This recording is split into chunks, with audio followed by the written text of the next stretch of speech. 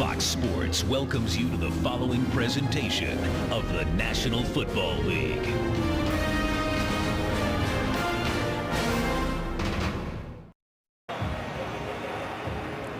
The importance of every game here in the final 6 weeks of this season. Atlanta one behind New Orleans in the NFC South, and of course they have one game remaining against one another. That's the second to last weekend of the regular season. So when you have a two-win team coming into town, Laura Oakman, it's very important that you get a win here today. Tom, the Falcons ran their no-huddle offense early and often last week in the win over Tennessee. Roddy White told me you can expect the same today. He said the Vikings have such a good defensive line. We want to push the tempo. We want to get them running sideline to sideline with no breaks and tire them out quickly. Back up to you. Boy, thank you so much, Mike Smith. What a job he has done. His fourth year, 39-19 the record, the best winning percentage in team history. He's taken them to the playoffs in 2 of his first 3 years. Meanwhile, trying to build up this very proud Vikings franchise, 52-year-old Columbus, Mississippi native Leslie Frazier took over for Brad Childress last season, 5 wins against 11 losses. And now today they have Toby Gerhart, who's trying to replace, I don't know if anybody can replace Adrian Peterson. No, and it's going to be a different style of play, much more physical, downhill rushing. The big plays for the Vikings are going to kind of have to be out of the passing game and Christian Ponder outside the pocket. Pro Bowler from a season ago, Eric Weems waiting on the kickoff from Ryan Longwell. Atlanta won the toss and wants a football. So Weems from 5 yards out of his own end zone. And he is chucked down at the 22-yard line. And that's where we get a look at Matt Ryan in his 4th season. You talk about putting wins together. A 39-17 career record. And Svitek again goes at left tackle for the injured Sam Baker. And that's the matchup I want to watch, Tom. Svitek against Gerald Allen. What do they do to not let Gerald Allen get cranked up and come at Matt Ryan? Coach Billick mentioned a moment ago Julio Jones back in the Atlanta lineup today, coming back from his 2nd hamstring injury of the year.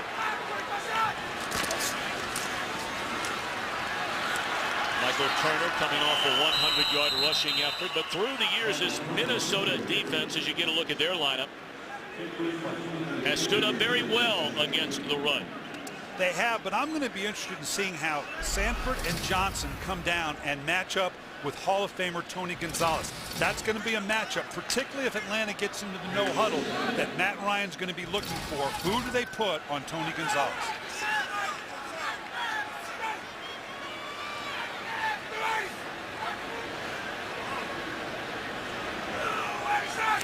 But no gain on a 1st down run. They throw. And there's the answer, at least for one play, to your question, Brian Billick. Who would cover Tony Gonzalez? Well, with the return of Julio Jones, Matt Ryan's got to be loving that, because now you really present a problem to the defense. You got Roddy White on one side. All right, I'll take care of the speed and the athleticism of Jones on the other. What do I do with Tony Gonzalez inside? I can't double everybody.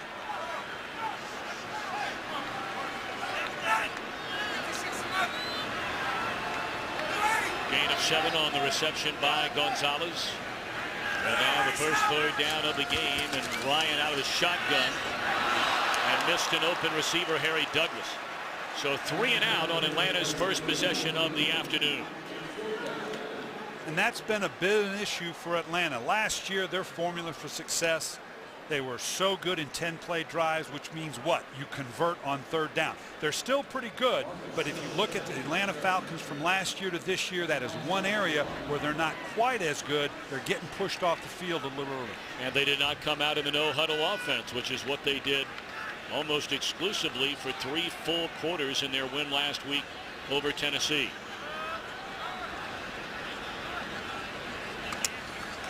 So Bosher to punt away. And waiting back is Sherrills from the 25, spins away from what would be tackling, and returns it 7 yards up to the 32-yard line.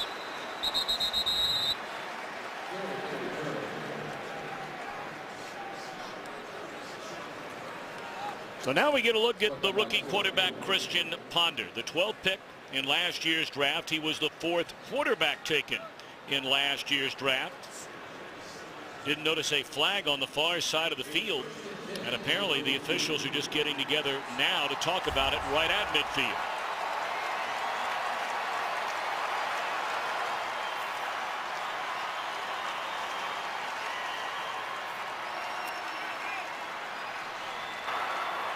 Illegal motion on the kicking team. Player was going forward at the snap. Number 35.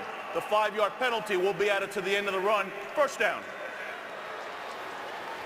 So rather than getting the ball at the 32-yard line, Ponder will get it at the 37-yard line.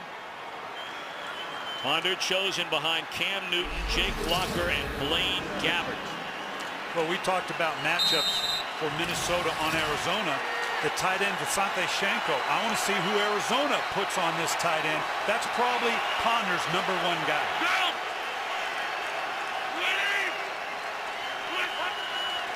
They're going to throw it on first down, and they set up the screen to Harvin, read beautifully by Stephen Nichols.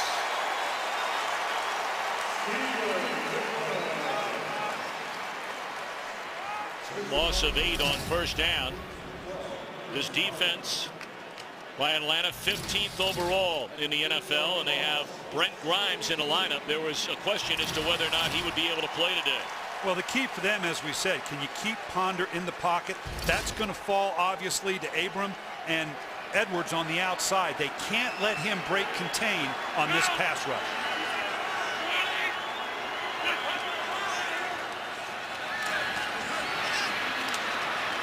Tried it the other way to Percy Harvin, and that was only a 3-yard gain. You knew Percy Harvin was going to be a big part of this game plan. With AP out, Adrian Peterson, whether it's out of the backfield, whether it's at wide receiver, they need to get the ball in the hands of Percy Harvin, who's so dynamic. We're going to see him hand the ball off to Harvin a handful of times today as well. Well, Peterson out, Harvin is their leading rusher of those in uniform for this one today.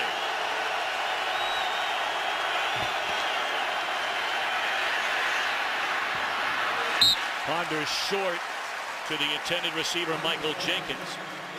So like the Falcons, the Vikings are gone. 3 and out.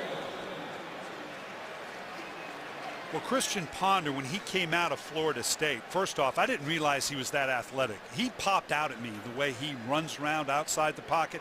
But when you talk to the coaches, they keep talking about how smart this guy. Remember, Bill Musgrave is the guy that mentored Matt Ryan. He equates him to Matt Ryan a great deal in terms of his intellect about the game. Chris Kluwe, the punt, and Weems right at the 20-yard line. And he's dropped at the 19. Good special teams coverage by Minnesota. So Ryan and the Falcons get it for a second time in a scoreless game. Today's game on Fox is sponsored by Southwest Airlines. Find our fares online only at southwest.com.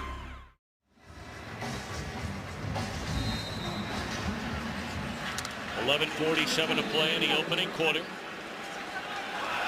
Falcons and the Vikings scoreless from the Georgia Dome in Atlanta.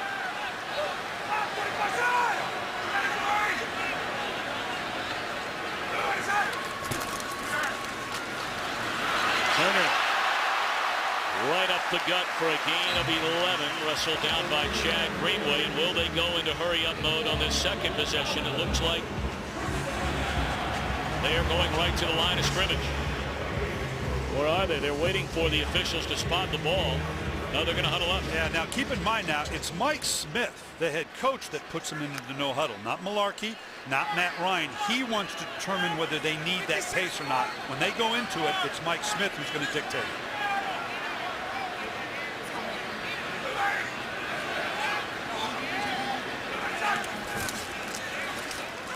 Turner again.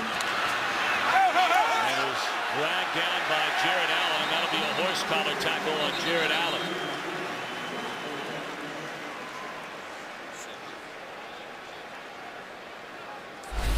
And that's frustrating. You see Allen come in here. You're just trying to make the tackle now, and you reach up for anything you can. Clearly. Personal foul. Face mask, number 69, Defense, the 15-yard penalty will be added to the end of the run. Automatic first down. Well, it's a face mask call. Well, he did get a little bit, so you get double there. So he got penalized for only half of it. If you're going to do one, go ahead and get away with the other one. So it should have been a 30-yard penalty, is what you said. Yeah, unfortunately, they're not going to double it up. But it is a injury issue, obviously, and now we go into the no huddle. Mike Smith has decided, now that I've gotten to midfield, I'm going to change up the pace and go to the no huddle.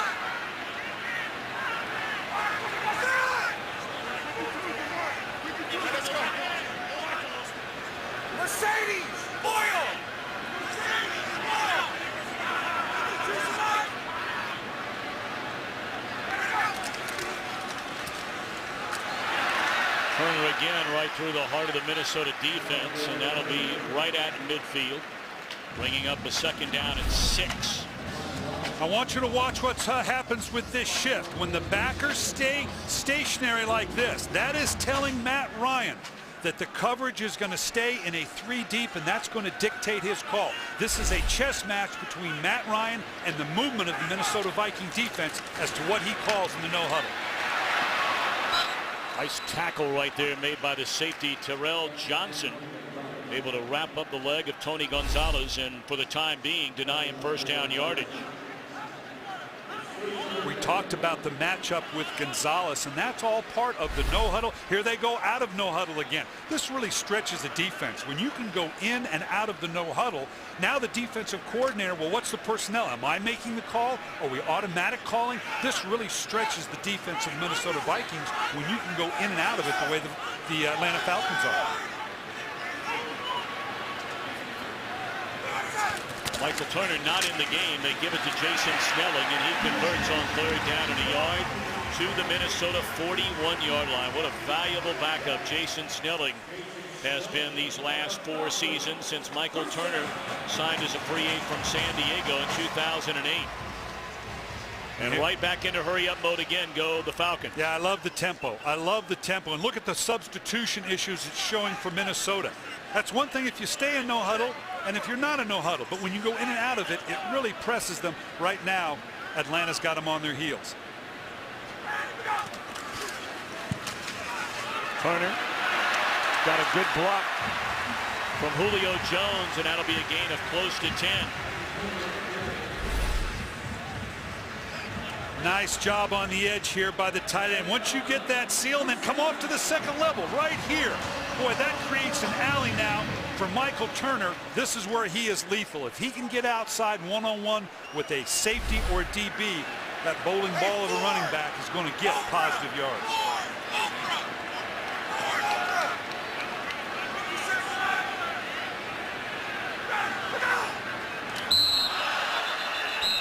Christian Ballard. Was he drawn offside? Encroachment, number 99. Defense, 5-yard penalty, still 2nd down. All right, Brian, let me ask you. We have heard Matt Ryan at the line of scrimmage use the words Mercedes, use the word Oprah. Where do you get all that jargon? Well, it means he likes Oprah Winfrey and cars. I mean, that's pretty straightforward. Here's the dilemma. Again, what did we say? Bill Musgrave, the quarterback or the coordinator from Minnesota, came from Atlanta. He knows the code. They've had to change some of this verbiage because of the familiarity of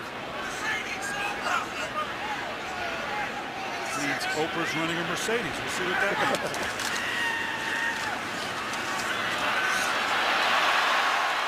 Well, the Falcons Mercedes resembles more of a Ford F-150. And that's Michael Turner. Boy, what a load he is to bring down. Just the power. Look at the lower body. He has the lower body of about a 280-pound man, and just the strength, the positive yards of Michael Turner. And then, as you say, you can put Snelling in, all 240 pounds of him. Plus, he's an excellent receiver out of the backfield. They have the excellent, just the personnel they need to change up the profile of what Matt Ryan wants to do in and out of the no huddle.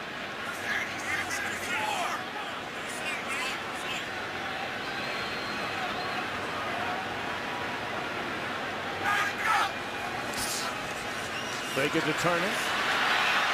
And Ryan wisely just throws it away, and there's a penalty flag down on the play. That's one thing Minnesota has done, is put pressure on the quarterback. tied for the NFL lead with 31 sacks. Holding, number 61, offense, 10-yard penalty, first down. That's Joe Howley. He's locked up on the inside with the 6-time Pro Bowler Kevin Williams. Howley started the last 3 games at right guard. Right in here, just as he gets up the field, he's got a full grasp of jersey right there. That's going to get called every time. You know, they lost Harvey Dahl last year in free agency, and that combination of Dahl and Clabo, it's taken a while for this offensive line to get used to one another.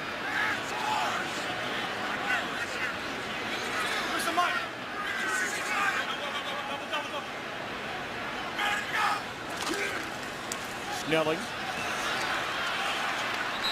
Wrapped up and tackled by E.J. Henderson.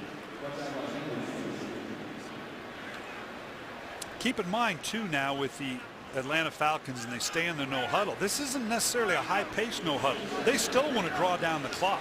They just want to run a lot of plays, come up with the points, and not necessarily go very quickly. This is just what Mike Smith once orchestrated in the no huddle. Let's go.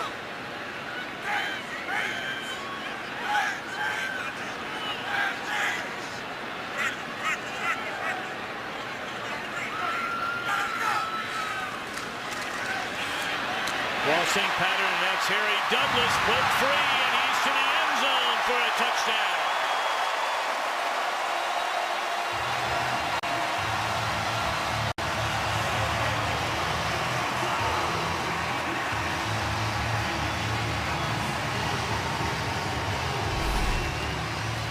We talk about the explosiveness of the Atlanta Falcons. Harry Douglas, one of the best at yards after the catch. They got White and Jones on the outside. Just a little shallow crossing route to Douglas, and now watch him pull away. E.J. Henderson just kind of can't really pull him down. He steps out of it. He's got that speed to open it up. Well, Douglas over these last 3 weeks has become a bigger and bigger part of the Atlanta offense. But it's the first time since week 4 of last season that Douglas can celebrate with a touchdown. Today's game on Fox is sponsored by Bud Light, the official beer sponsor of the NFL. Here we go.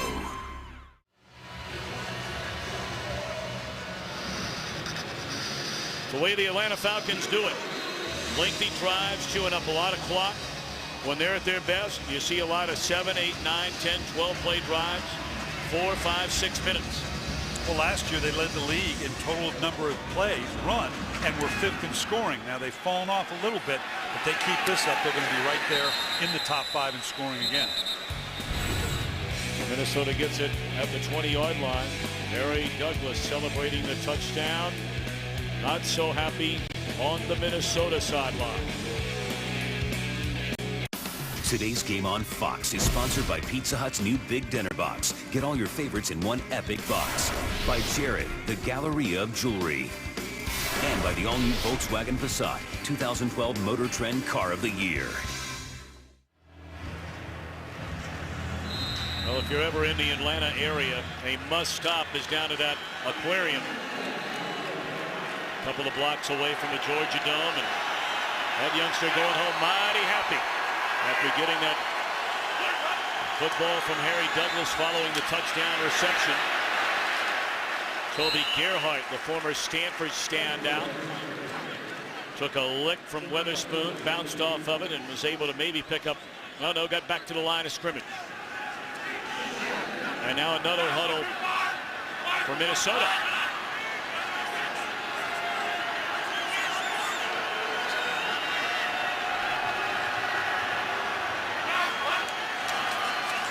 Little delay to Gerhart. Boy, he just lowers his head. Blows right through James Sanders for a nice second down carry. What the no huddle does for a young quarterback, it condenses the package. You talk about it not being too complex for a young quarterback. I promise you, Christian Ponder is very comfortable with the handful of plays they're orchestrating out of the no huddle. This could be a way to calm that down a little bit.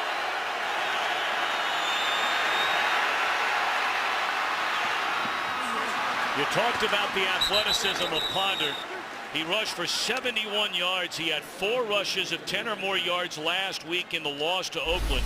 And right there, he shows you what he's all about. And this is what I talk about. You can't let him break contain. He goes inside, Abram does, and gets caught. Look at the speed of Ponder. This is what shocked me. Very smart player. They cannot let him get outside the pocket. Make the rookie operate inside the tackle box. Brent Grimes shaken up on the play. So with 5:04 and Atlanta leading 7-0, we'll take an injury timeout. Well, they wondered whether or not Brent Grimes would be able to go today after a knee injury suffered over the last couple of weeks. Christopher Owens was the man set to start the game if Grimes couldn't go. And Owens in there now on a 1st and 10. Minnesota trailing 7-0. And a big hole up the middle. On a 1st down run by Toby Gerhart, and he's close to another. Right here you can see really nothing happens, but just in the transition right there, he pulls up with just a little bit of a limp. Obviously not feeling it right now. I don't know that we'll see him the rest of the way. Gain of 9 by Gerhart. They'll give it to him to try and convert, and he's shot down short of the 1st down. Good play by Dante Robinson, and now he's hurt after making the hit on Gerhart, and Gerhart is a load coming at you. Nearly 240 pounds. Now he comes down in here, and obviously for a DB it's always, how do I take this on? I'm going to take him on thigh high. Good solid tackle by a corner, but I don't care where you hit this guy Gerhart, it's going to hurt. You're right, he has a powerful back. When you saw him coming out of Stanford, he's got good body lean for a big man. Again, always positive yards. That's the trade-off that Minnesota's going to get today. AP, Adrian Peterson, obviously huge big plays. He's a jump cut guy, can explode. Gerhart, a little more like Michael Turner. He's going to get you positive yards on almost every play. Well, the Falcons have been playing, at least here in the 1st quarter, with 5 defensive backs in the game. So Dominique Franks, in his 2nd year out of Oklahoma, will replace Dante Robinson. 3rd down and a yard. Vikings are 11 of 14 on 3rd and 1 this season. And they're stuffed.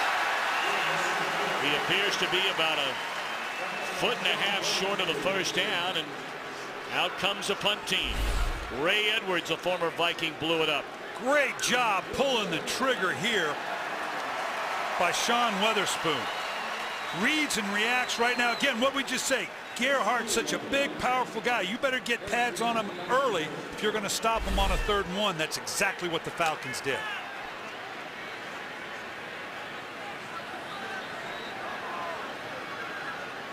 Well, a couple of 1st downs on that drive, but it stalls on a failed 3rd down and 1. And now Kluwe on to punt it, angling toward the sideline, but not far enough. Weems will get a chance, and he falls for the fair catch at the 8-yard line. We have 3:13 to play in the opening quarter. The Falcons leading Minnesota 7-0.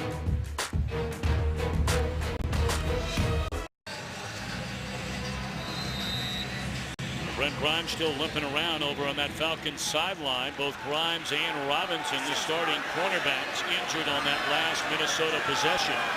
Going to check in with Laura Oakman after this Atlanta 1st down. This drive begins from the 7. And come back the other way to Palmer, who makes the catch up to the 13. Here's Laura Oakman. Looks like the same right knee for Brent Grimes. The Falcons are saying he's questionable right now. Trainer's massaging it, trying to pop it back into place. As for Dante Robinson, looked like kind of a stinger, sort of a head issue, but he's shaking it off, walking up and down the sideline. Looks like he will return. All right, Laura Oakman, thank you very much. Up to the 13-yard line. On the reception by Michael Palmer, just his 6th catch of the year.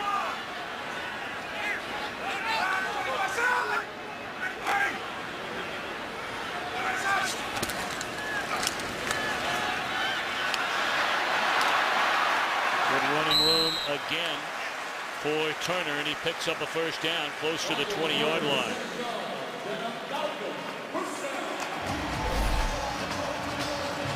Svitek on the left side. We talked about the matchup in the passing game. This is one way to help it. let him push the pass rush of Gerald Allen up the field and run kind of a delayed draw here. That does wonders for the left tackle in pass protection, because now Jared Allen's got to be very conscious of those draws.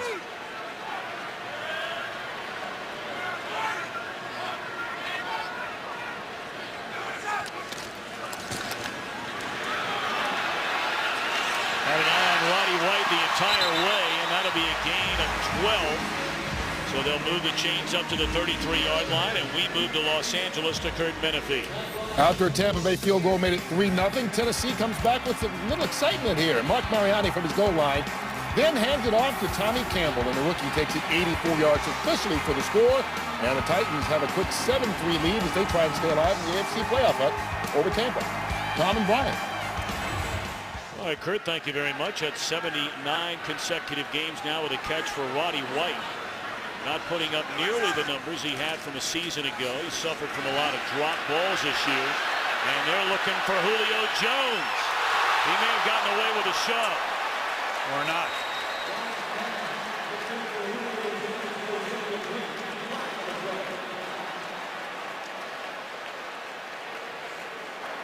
Pass interference, number 11, offense. 10-yard penalty, first down. Or not is right, Brian Billick. Well, what do we talk about? What the play action pass does, gets the one-on-one matchup. And then this last little bit, you got to teach young receivers. You know what? Lift the elbow. You can get away with a push with the elbow. Don't open up. Don't push with the hand. The official's going to see that, and then insult to injury, you drop the pass. Well, when Julio Jones has been on the field, he has been the kind of player that they traded up 21 spots to get with a 6th overall pick in the draft last year out of Alabama. Had back-to-back 100-yard receiving games in October, injured his left hamstring against Green Bay, missed 2 games, came back with a 131-yard effort against Indianapolis, then injured his hamstring 2 weeks ago. The previous play was an incomplete. The clock was wound inadvertently. Please reset the clock to show 112. 112, please. So you look at the numbers for Julio Jones. I mean, it's pretty much a flip of the coin. Julio Jones, A.J. Green, both impact receivers. Well, and the story is yet to be written on these 2 young receivers as to what that value is. That is a lot that Atlanta gave up in the draft. But Julio Jones is that type of impact player and that guy that can be just that missing element on this Atlanta Falcon team, and that's what they're betting on when they moved up. Jaquiz Rodgers, they got him in the 5th round. Another Atlanta rookie. And here's the thing you look at. You always talk about, well, we gave up a 2 and a 4 and a 1. Those are just numbers. Here you can see Phil Taylor, defensive tackle. It's actually a defensive tackle from Baylor. Excellent inside player. Greg Williams is a wide receiver. He's leading the Cleveland Browns in receptions right now. This is some value here that they're picking up, obviously, in Cleveland. Well, you mentioned Greg Little. There's another impact player. 42 catches. Nearly 500 yards on the year. Now Ryan to a wide open Roddy White. He's tackled at the 40-yard line. It'll bring up 3rd down and 3. That will probably be our final play of this opening quarter. And certainly while the numbers are overwhelmingly in favor of Atlanta through this first quarter, it's only a 7-0 lead. 27 yards on the touchdown. Bryant to Douglas. Fox NFL Sunday continues right after this.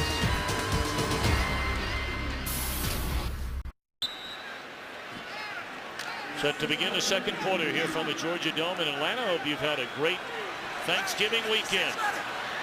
Full slate of football, pro, college, back to the NFL this week.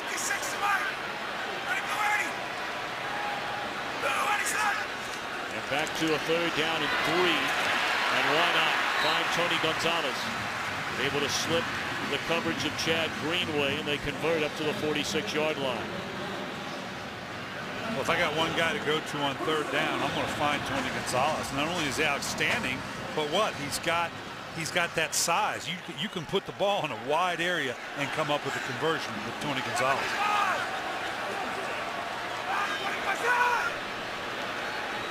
Hey, 771!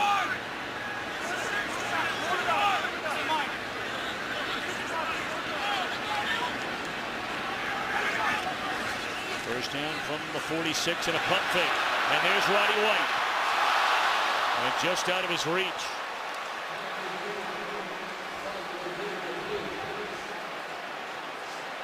Nice combination. First, the protection.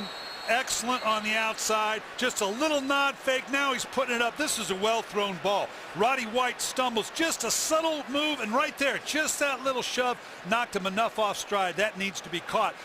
Roddy White, I don't know if you consider that a drop, but he leads the league in drops. And Tyrell Johnson chasing White, injured on the play. Today's game is sponsored by Chevrolet and their award-winning cars, trucks, and crossovers. By Citizen Echo Drive, fueled by light, it never needs a battery. Unstoppable. And by Verizon, your holiday tablet destination.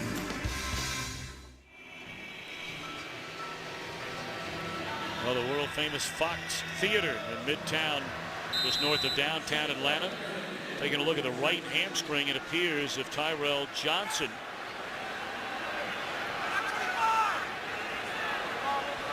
A second down and 10 for Atlanta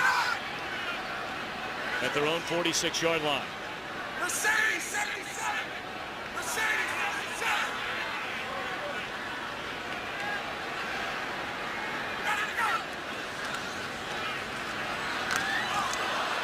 Great coverage. They had an eye on Roddy White once again. 3rd and 10 coming up. Couple of things up here. Watch just the subtlest of fakes by White. I don't know what the corner thought he saw. And then over the top. He's got a long way to go, does Johnson. And you can see him just pull up at the last end. Hopefully that's a cramp and not a pull. Watch how subtle this fake is of Roddy White. First, just a little shoulder shrug. That's what got the corner to bump, not Roddy White. Nice job by Matt Ryan setting the corner.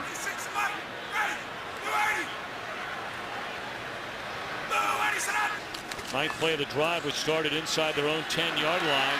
And down goes Ryan in the arms of Everson Griffin.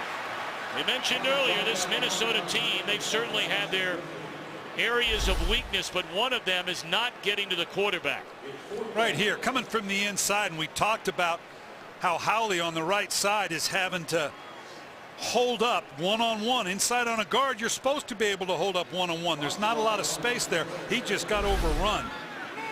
Getting to Matt Ryan there. Well, when the week began, the Vikings were tied with 2 other teams for the most sacks in the NFL. That's number 32 on the year.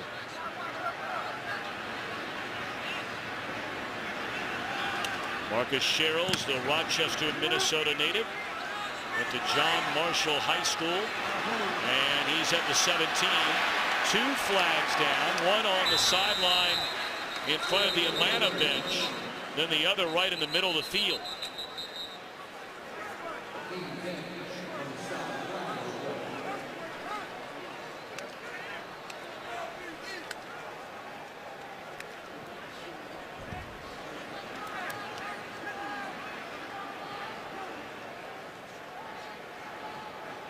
As a coach, this is taking way too long for me. When I got 2 flags and they're talking this much here. Now it keeps contact throughout. I don't know that I see anything there yet that would prompt. And as we mentioned, there are 2 flags thrown in different areas of the field. Could be that little bit of the hold of the jersey, but normally if you maintain contact throughout the block, the officials are going to be forgiving. There are 2 fouls on the play, both on the receiving team. Holding number 85, receiving team, that foul is declined. Also holding number 22 by the return team. That penalty will be enforced half the distance of the goal from the end of the kick. First down. You can see right here, Sapp, he's just pass rush. Now at some point you got to let him go. You got to let him go. He had a good push back out initially. They end up doubling what it amounts to a gunner, but you can't hold that long. And I think there's a little bit of that as well. That's too bad because Minnesota, nice transition by their defense, forcing Atlanta to punt and now getting backed up. Going to make it tough for young Ponder here. He's got to come up with a big play to get out of this hole.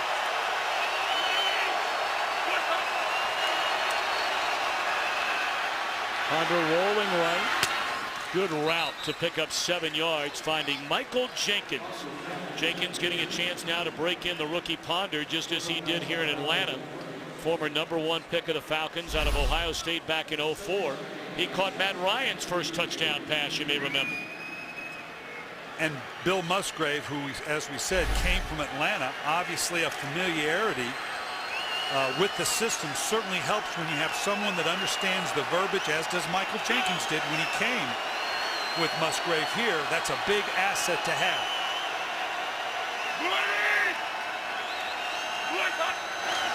Second down and 3, and Gerhardt will pick up the first down and then some. Crossing the 20 out to the 22-yard line. A couple of more injury updates. Let's check in with Laura Oakman. Tom, a lot of secondary issues today. Asher Allen, who started in place of Antoine Winfield, who's on the IR. So Vikings already thin at corner. He's in the locker room with a shoulder injury. His return questionable. Safety Tyrell Johnson tweaked his right hamstring, questionable as well. Wow. Well, both teams having injuries in the secondary. Although Dante Robinson is back in the game. Gerhardt for a couple of yards. 76 players in the NFL have more rushing yards than Toby Gerhardt, including his quarterback Christian Ponder, including the wide receiver / running back Percy Harvin. That's not even, of course, taking in Adrian Peterson. But Gerhardt, such a decorated, prolific runner at Stanford during his collegiate days, is finally getting a chance after the ankle injury a week ago to Peterson.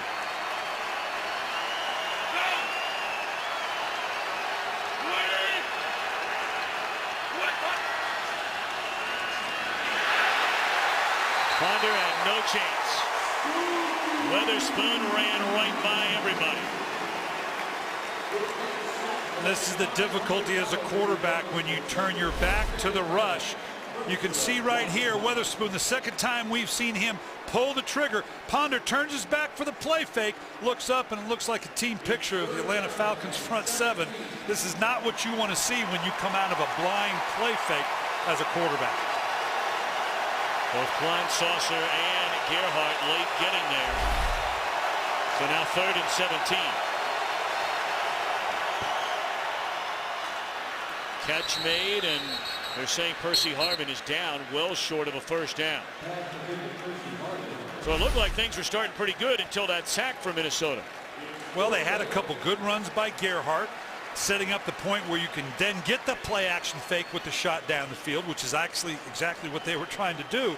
But there again, you got to get it protected.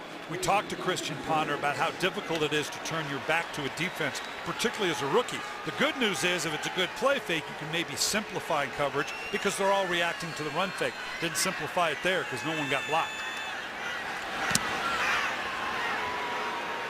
Louis, and lots of open space in front of Eric Weems. What a tackle. Made in the open field by Ryan D'Imperio. 8-yard return after a 51-yard punt. The Falcons defense pitching a shutout so far. I want you to watch the snapper Leffler and watch Meyer on the outside here. This is a long way to go. Boy, and you hate to lose your long snapper. Meyer continues to track. This is a legal block and just blows up Leffler. That could be a subtle injury. You got to watch that now. Makes punting very interesting if you lose your long snap. 10:05 to play until halftime. They give it to Turner on the first down. Boy, he took a hit. Romero and Henderson. That's EJ's little.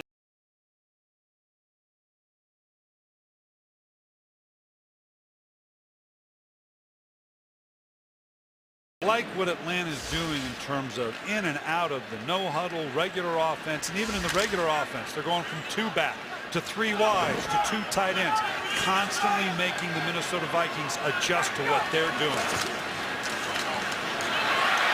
Rodgers good enough for a first down up to the 43, And let's check in with Kurt Menefee once again from Los Angeles. Last year's #1 pick, Cam Newton, visiting the team that could have this year's Indianapolis. How easy was that? 14 yards on the score, his 10th rushing touchdown of the year. They lead 10-7 on the road at Indy. Tom and Brian. All right, Kurt, thank you very much. We told you Tyrell Johnson a moment ago injured his hamstring, so Mistral Raymond, the rookie out of South Florida, has replaced him at free safety.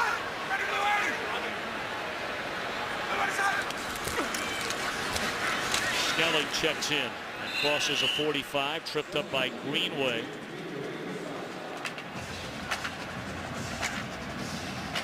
Yeah, he's still out. That's left of that long snapper. He's still shaking the cobwebs out. He thinks he's in Minneapolis right now. I'm in a dome. I must be home. We'll see if he's able to get it back together. And Brian, your former head coaching days, do backup long snappers get much work during the week? Boy, no. If you have one, that's a scary proposition. Short drop. White bounces off a tackle, and it looks like he has enough for a first down. Needed to get to the Minnesota 47, and looks like he did. Nice job, just a little quick turnout right here.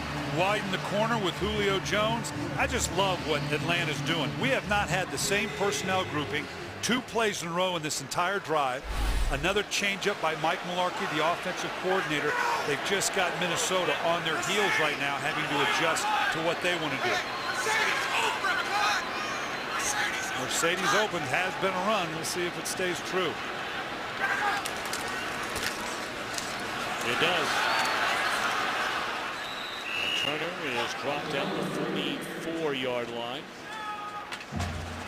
Under 7.5 to play until halftime. The Falcons leading 7-0. And they're in hurry-up offensive mode, and that's called, as Brian mentioned earlier, by the head coach Mike Smith, not by Mike Mularkey. All right, Mike Mularkey's doing a great job orchestrating it, though. Matt Ryan loves this no huddle. This is the best of what Matt Ryan does. Looked like the right tackle play False ball. start, number 77, offense, 5-yard penalty, remains second down. Of course, we were looking to having Adrian Peterson here today. These two backs, Peterson and Turner, have been the best in carries, rushing yards per game, and rushing touchdowns among all running backs in the NFL, going back to 2008. Of course, Peterson was drafted in 07, and Turner finally got a chance to play regularly for the first time after leaving San Diego to come to Atlanta. There's Gonzalez. And right there with him, Henderson. It'll bring up third down. Again, we've gone multiple personnel changes. We've gone calling the play at the line. Now we're in a true no huddle with the same personnel. They have 3 wides, a tight end, and 1 back.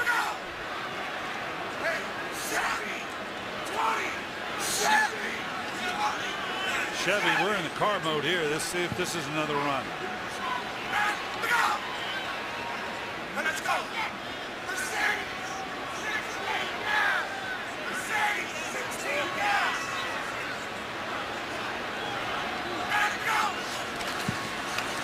Third down, pump fake. And on the crossing pattern, it's Douglas. And that's a first down to the 22-yard line.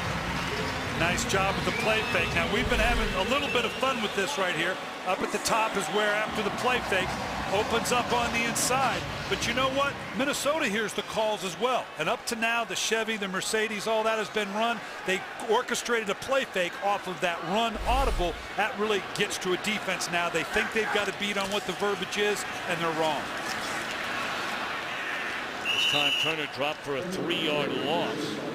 Greenway slowed him down. And Leffler is really having a hard time. They're going to get him back into the locker room. We're told that Jared Allen is the backup long snapper.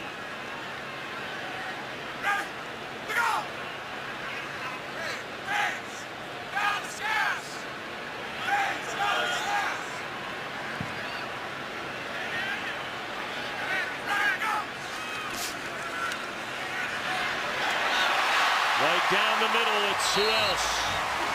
Tony Gonzalez to the 6, first and goal for the Falcons. Well, when you spread it out like this, he's right here. He's got 2 receivers to the outside. That really stretches the safeties. Even when they come down into a 3-deep coverage, it stretches the defense when you empty the backfield out like that. It makes it very difficult to stay solid in the interior of the defense down the field. 5 catches, 45 yards. Tony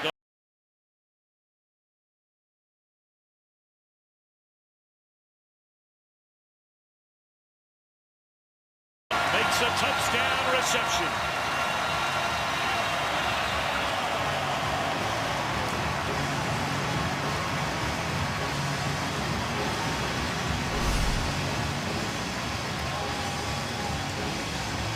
Just jumping to the outside. Looks like Benny Sapp and Sherrill thought they needed to go to the outside. One of the 2 needed to take the back of the end zone on the outside third. Just a coverage bust there. Now Matt Bryant for the point after, which is good. And with 4:04 to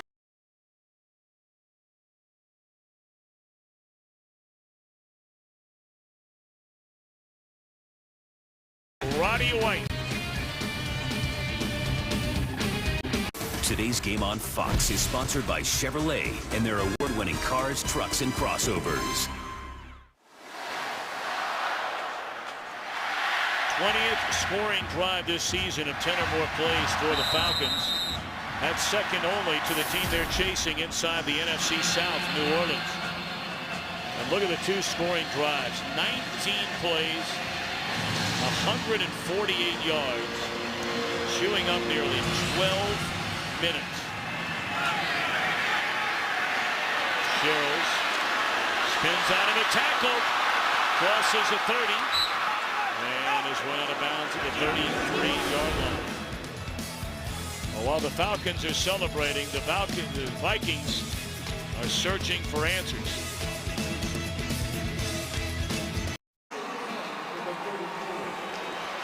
(14-0) Atlanta. Let's check in with Laura Oakman. A lot of stuff going on with the long snapper. That's never good when you're talking this much about him. Cullen Loeffler in the locker room, lower back questionable. As you said, Tom, Jared Allen, the backup, hasn't seemed too happy about it. Leslie Frazier, defensive line coach, everyone trying to talk him into taking some reps. He has taken a few during the practice week, but as of now, nothing on the sideline. Well, they pitch it on first down to Percy Harvin. First time he's touched the ball out of the backfield since the very opening possession of the game, and he picks up 2. Well, Minnesota clearly needing some kind of momentum shift. See, offensively, they've done very, very little. A sack took them out of a decent drive their last possession.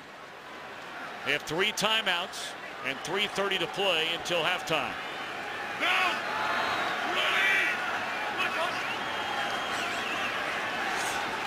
Harvin. Well, they've tried that 3 times, and it's not fooled Atlanta defensively once.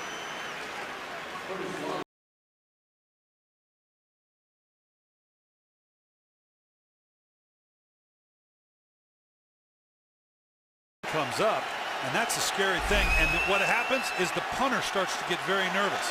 Typically now will shank it or not produce as well because he's not sure how that ball is going to come back to him. Well, they're trying to keep Allen over on the sideline. For that to happen, they need to convert a 3rd down and 10, and it might be 3rd and 15 after early movement. False start, number 71, offense. 5-yard penalty, 3rd down. When you talk about minimal ambitions right here with the rookie quarterback, job 1, just don't turn it over. Yeah, you need to convert on a 3rd down. Where he has had problems with his interceptions, Bill Musgrave will tell you, is late in the count, meaning that on a long 3rd down where he forces the ball, this is the one place you don't want to force it. The last thing you want to do is give Atlanta the ball on a short field, and they hand it off on the draw. It was a direct snap that time to Gerhardt. Didn't fool anybody. And there is a penalty flag down on the field.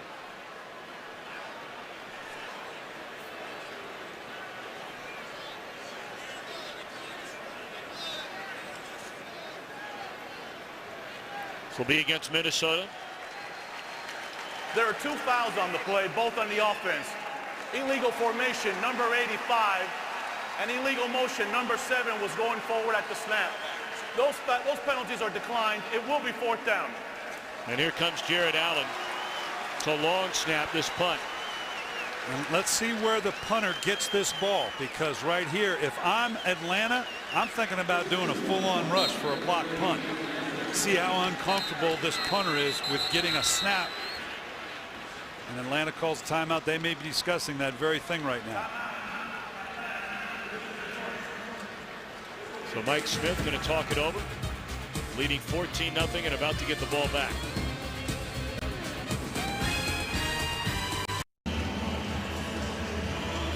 We talked about Jared Allen being the backup long snapper. You may remember, you go back to 2005, his second year in the league with Kansas City. He took over the long snapping chores in the second half of the season in place of an injured Kendall Gammon. So I don't know if he's had a chance to do it at all since 2005, but he did a lot of it very early in his career.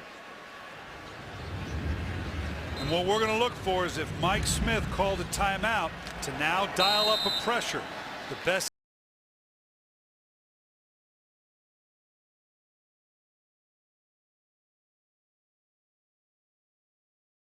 Perfect snap. And a good punt by Kluge. Weems from the 22. Flag down. He's still on his feet. And is tackled at the 37-yard line. Jared Allen was the one who wound up making the tackle. But this big return by Weems might be brought back.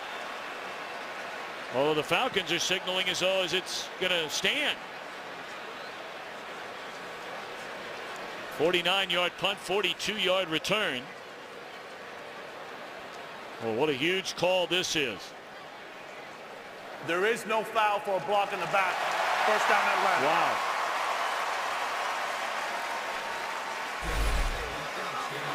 That is a 2-minute warning.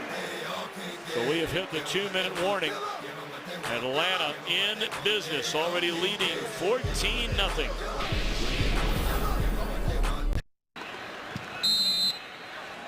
All right, after the big return by Weems, Atlanta with a 14-0 lead, 2 timeouts remaining, and 2 minutes to play until halftime.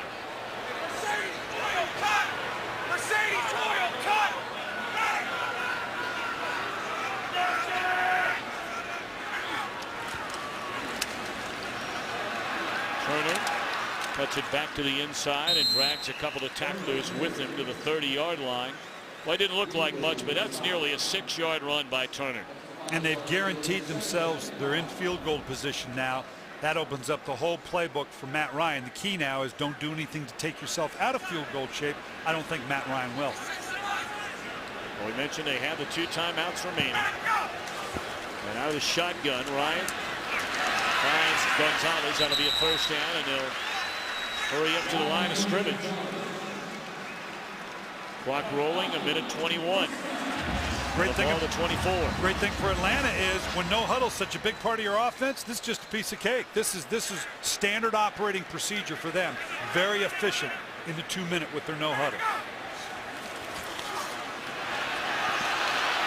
Griffin stripped the football, and Ryan is able to jump on it.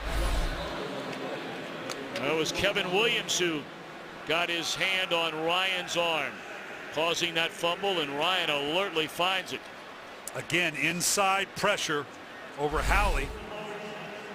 Nice job by Kevin Williams overpowering the inside, almost creating the turnover.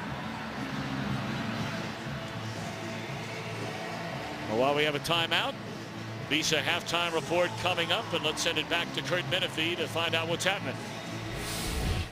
Coming up on the Visa Halftime Report, we'll bring you scores and highlights, including Matt Leinart getting his first start for the Texans. We'll also check in on the AFC East showdown between the Bills and Jets. All that and more coming up on the Visa Halftime Report. Bet you didn't know I did a Menefee. Boom! Hey! Up today with Frank Caliendo in the pregame show. I don't have a name on the back of my chair, do you? No.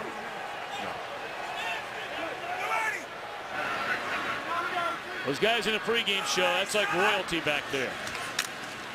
Bryant. And dropped by Douglas. So third down and long upcoming after the fumble.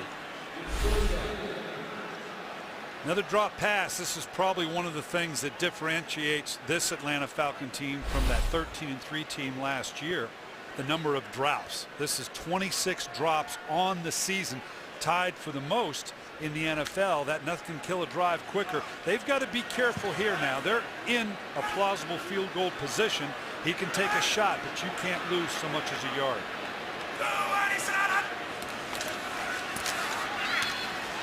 Well, they take a shot. They got a large chunk of it back to the 19-yard line, well within field goal range for Matt Bryant.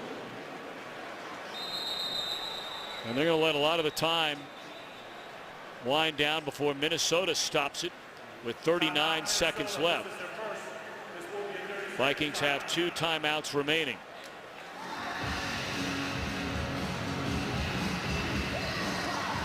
You know, before this one got started, Brian, we were talking about this Falcons turnaround. Huge expectations coming off a 13-win season last year.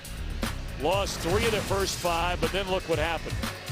Winning 4 of their next 5. They're not turning it over. They're running the ball. They're getting big plays. And you look over the final 6 games, they have the 4th easiest strength of schedule remaining in the NFL. And let's keep in mind, 3 of those 4 losses to start the season were Chicago, Green Bay. I mean, there were some pretty good football teams in there.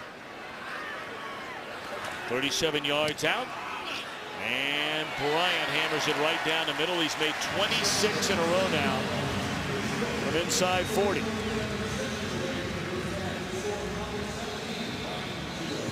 Big punt return by Weems, leading to the field goal. 17-0 Falcons. Of course, yesterday, a great day in college football, an incredible regular season comes to an end. And right here on Fox, we have 2 inaugural conference championship games beginning Friday. Out in the Pac-12, UCLA against Oregon. And in the Big Ten, Wisconsin against Michigan State. Back-to-back nights starting on Friday, 7:30 Eastern, 4:30 Pacific, only on Fox Sports. And you know, Brian, obviously you've taken teams so many times to the playoffs, winning a Super Bowl in your days with Baltimore. Mike Smith is well aware. He may not talk to his team about it all the time, but what they have to do to get back in the playoffs again, they need at least 4 wins, maybe 5 this year in the NFC. And you take them just one at a time, even though you're playing an overmatched Minnesota Viking team. And he understands that. They are hitting on all cylinders right now, all but against a struggling football team. And you love with the elements that they're doing. They've hit some big plays. They're running the ball well. Deep, swarming defense. They're beginning to look more and more like that #1 seed they were last year. Well, it is going to be a fight for many teams, much like Atlanta. You know, you take a look at the playoff picture, and we do have, including this weekend, 6 games to go. There you see where they are, 1 behind New Orleans. But really, that's a game and a half back right now, because they lost in a head-to-head matchup. They have 1 more to go. Well, and you move into you're not only in the NFC South, you're in the NFC wild card division right now, because that's who you're competing with. Not that they can't catch up with the Saints. Both these teams have a couple good football games to play, not the least of which the Saints are playing the New York Giants this weekend. But you keep an eye on those other teams. We're talking Detroit, we're talking Chicago, obviously both New York and Dallas. Harvin on a slant. And that's up to the 39-yard line. The Vikings have 2 timeouts remaining, and now they have 1 left. I talked about in the open about Ponder, and this is all about development of Ponder. This is one of those times. Now, certainly not to say that Minnesota is not, capable of coming back in this game, but between now and the end of the season, Leslie Frazier told us that we as a team are going to define who we are going forward based on how we handle these last 6 games. This is exactly the type of situation we're talking about. Can Christian Ponder orchestrate the kind of drives late in the game, even if it's just to get in position for 3 points? This is all part of the maturation of a guy you believe is your franchise quarterback going forward.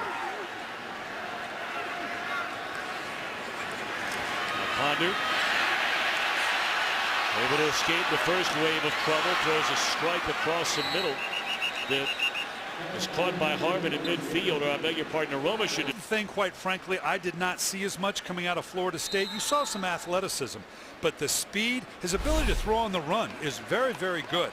That's something they need to build on. Obviously coming in for Donovan McNabb. Donovan McNabb did nothing to be benched as a quarterback, but this organization needed to move forward with their 12th round pick, or excuse me, their 12th pick of the draft, Christian Ponder, to see what they have.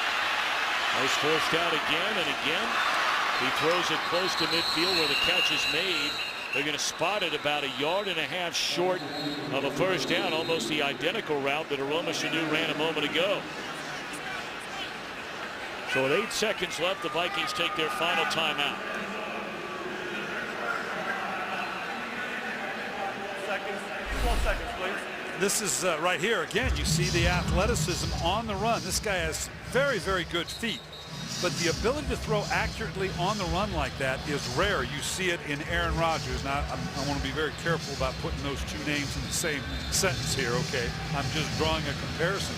It's hard to be that accurate on the run. This is going to be an interesting throw here. You really have to throw to the outside.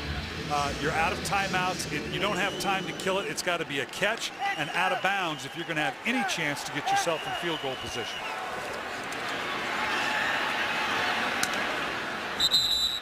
Might only picked up 2 yards.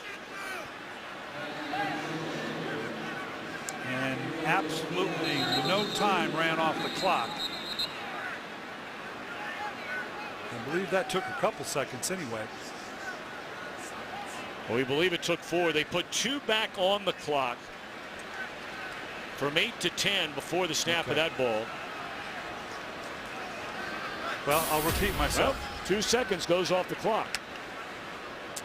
Same thing. You got it. This has got to be outside. They got to realistically get the ball somewhere inside the 40, possibly the 35, 36. Pump fake and looking for Aroma Shadu, and it's broken up. 2 seconds remain. And just for clarification, after the catch by Aroma Shadu at midfield a moment ago, they moved the clock from 8 to 12, so the completed pass on the sideline took it from 12 to 8. Mike Smith's none too pleased. That may be the explanation, but I don't know if he saw it any more than I did in terms of how that time sat where it did. Now you got nothing left but the Hail Mary here.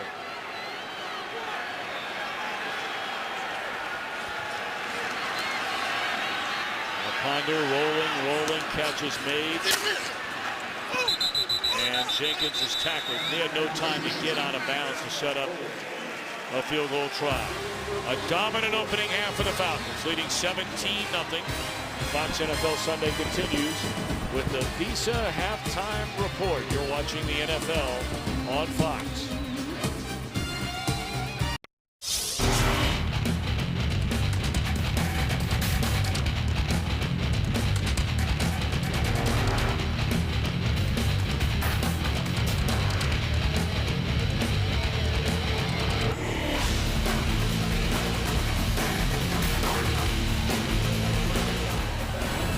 Lots of Atlanta, lots of Atlanta, lots of Atlanta. 17.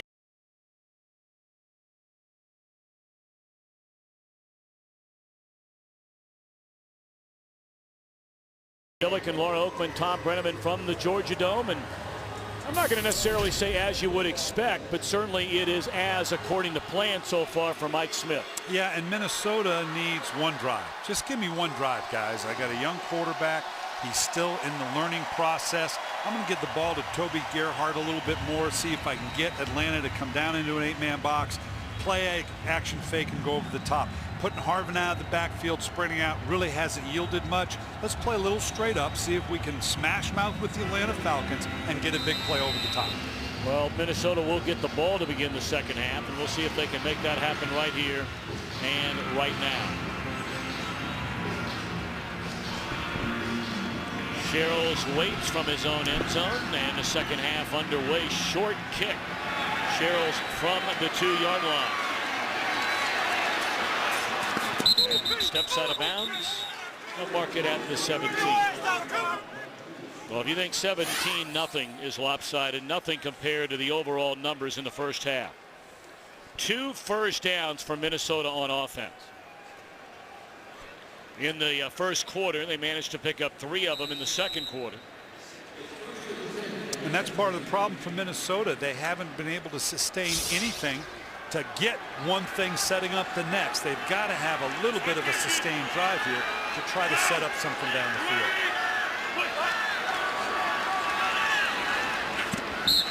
A long throw on first down, incomplete. Let's check in with Laura. Brian, you talked about that one drive. Leslie Frazier said the way they want to get this offense going is by running the ball, taking some pressure off the passing game, which hopefully in turn opens up the passing game. He said defensively we need to shake up our pressure packages because Atlanta is identifying some things we're doing pre-snap. As for Atlanta's offense, we'll stick with this no huddle. Mike Smith said we're controlling the clock, the tempo, nothing changes. All right, Laura, thanks very much. They'll run it on second down after a first down throw. And a good tackle by James Sanders. Free safety coming down to wrap up Gerhardt after a short gain.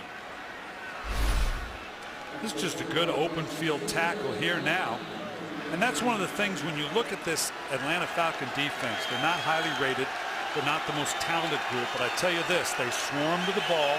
It's all about that. Their mantra is get 11 guys on the camera at the end of the play. They want to just coming off that edge. Nice loop back underneath. Nice legal hit.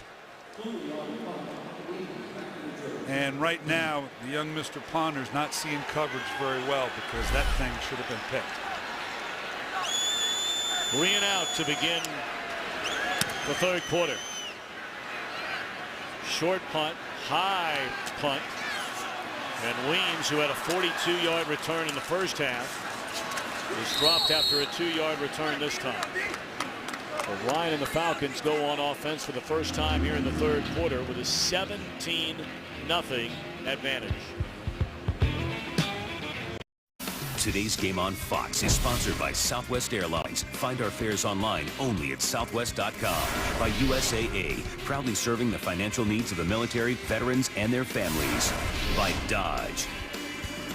And by Bud Light, the official beer sponsor of the NFL. Here we go. Well, the Falcons beginning play. 1 game behind New Orleans in the NFC South. We talked about all the injuries for both teams in the secondary. There you're going to look at Asher Allen, who is already starting in place of the injured Antoine Winfield. Allen on the sideline and a first down carry. Maybe back to the line of scrimmage for Turner. Where Kevin Williams been battling injuries all year long there to make the stop, and had a monster game last week against Oakland. They said he was back to playing the way we've watched him play for nearly 10 years. Well, when they had the combination of Pat and Kevin Williams inside, you just didn't run the ball. And they're still solid against the run, but they're not what they had been when you're talking about the 2006, 7, 8, and 9 years. And that's what's catching up with the Vikings right now.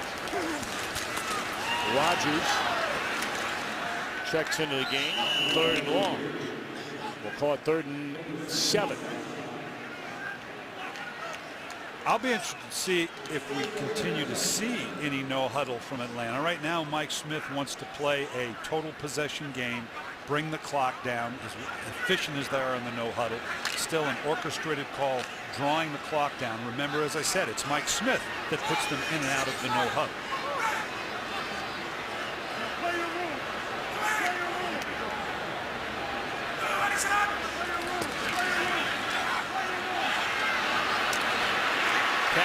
Tried to get up to get to the first down mark, and he didn't get there. Tony Gonzalez about a yard short. So Mike Smith has still not sent the punt team out yet. He has a 17-0 lead. It doesn't look like he is. Oh, now or is he? He's debating it over there, and here they come. Yeah, and the fans, some of the fans are booing. Those are the same ones that booed him when he went for on 4th and inches in the overtime. So sometimes there's no pleasing anybody. And for those of you that are not familiar with that game, that was 2 weeks ago against New Orleans right here in overtime. That one booted through the back of the end zone by Bosher. 17-0 Falcons early in the third.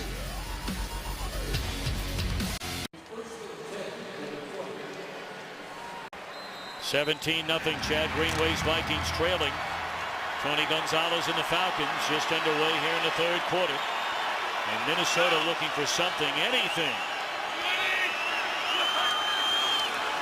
to start on offense, and they'll throw it on first down. Gerhardt out of the backfield slips a tackle, and that's a good gain of 7 on first down.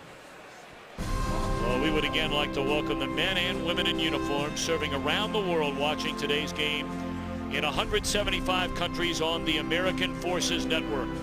We cannot thank you for all that you do representing and fighting and standing for the greatest country in the world, the United States. And our thoughts and prayers with every one of you. There's so many are missing their families over this Thanksgiving weekend. And Minnesota thanking the football gods for a first down. And this is what they need to keep doing. Keep shoving this big guy down the field. I tell you, the guy we haven't seen yet is Visanthe Shenko. And that's exactly where, after a couple runs like this, a good play action fake, finding your go-to guy down the field could be just what the Vikings need right now. Gerhardt wrapped up a yard behind the line of scrimmage. Minnesota's had 6 offensive possessions before this one in the game. 5 of the 6 ended with a punt, and the other ended when time ran out at the end of the first half. And as I said earlier, that's a difficult thing for Bill Musgrave. How do I get into a rhythm? How do I get one thing to set up another when I'm 3 and out the way we've been? He has an opportunity here to extend this drive. Gerhardt picked up the blitz. Gave him an extra moment, and guess who he finds? You just mentioned him a moment ago, the tight end Visanthe Shenko. They don't really have a number 1 or 2 guy. Here you can see, again, just the subtlest of play fakes. Nice job, Gerhardt, although not a particularly good job there. He's big enough to get into protection. And that's why the tight end is such a favorable target after a play action fake. You bring the linebackers up, which now creates those vacated zones right in front of you between the hashes.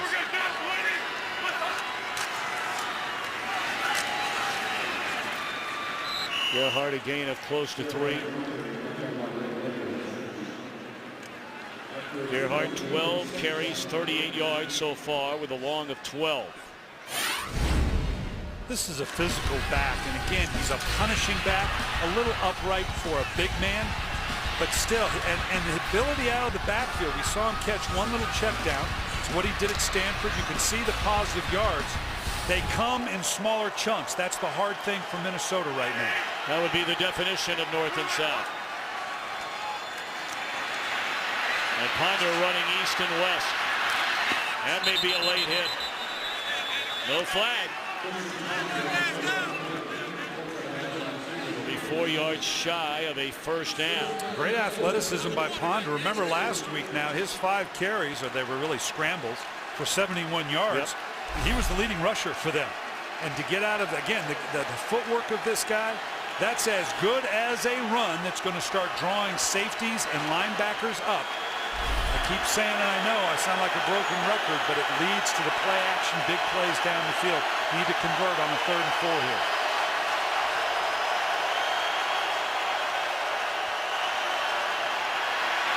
Ponder bounced off his own man, and he's going to run for it, and he got it.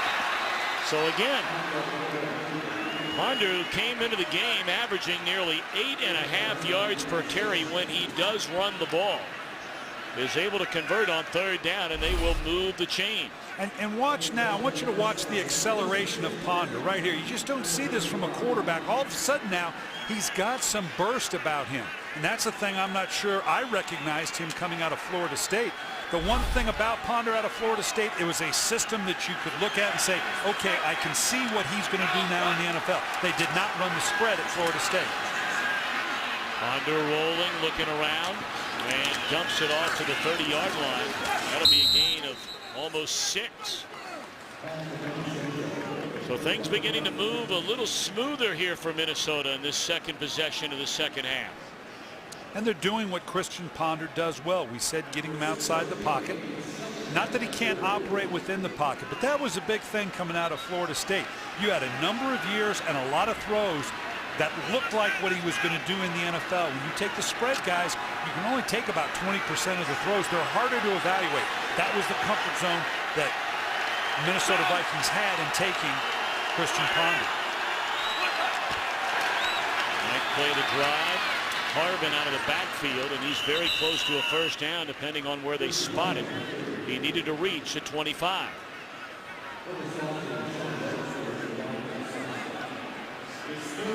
Well, let's face it, when you don't have Adrian Peterson, the one guy you're going to really focus in on if you're an opposing defense is Percy Harbin. Harbin has 5 catches, but only for 23 yards. 3 of them have been on receiver screens. So they slowed him down, third and less than a yard.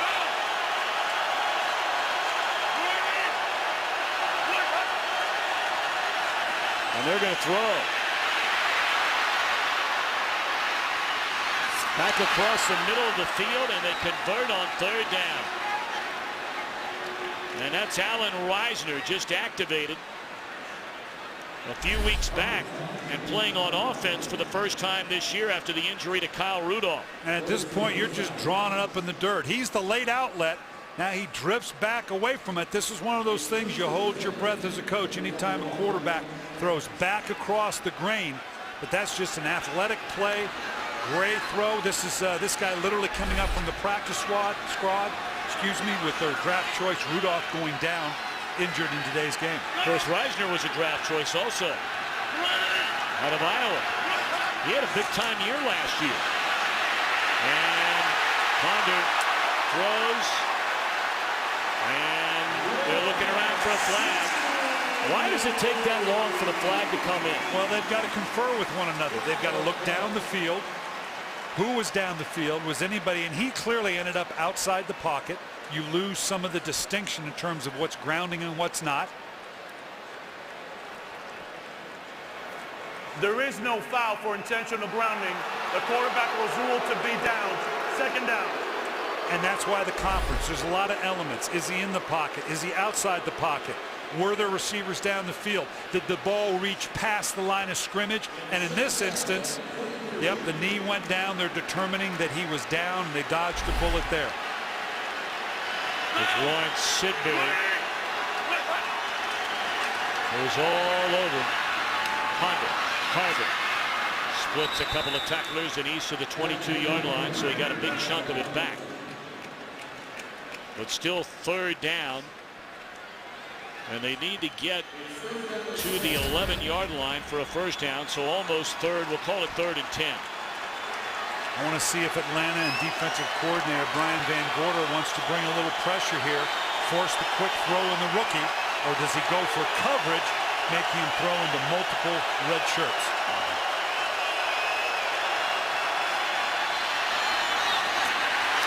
What a catch in traffic by Harbin. And he's down to the 1-yard line. Harbin may go 5'11", 184. But this is like 6'4", 215. Just a quick corner route. This had interception written all over it. I do not know how Chris Owens did not get to that. This is a heck of a throw and a catch. Clearly should have been a pick. It's not. This is just the kind of drive the Minnesota Vikings needed, and has mostly been on the arms and the legs of Christian Ponder. And now they give it to Gerhard, and he is into the end zone. A touchdown. Gerhard's first touchdown of this season. And all of a sudden, with 3:58 to go, there is life on the Minnesota sideline. That is the first rushing touchdown by anybody else than Adrian Peterson out of their backfield since week 12 of last year.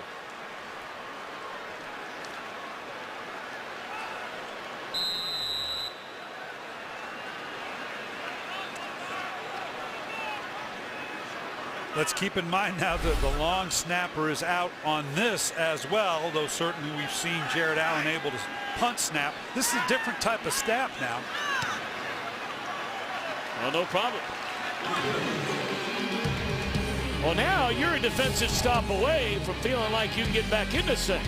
They're only down 10.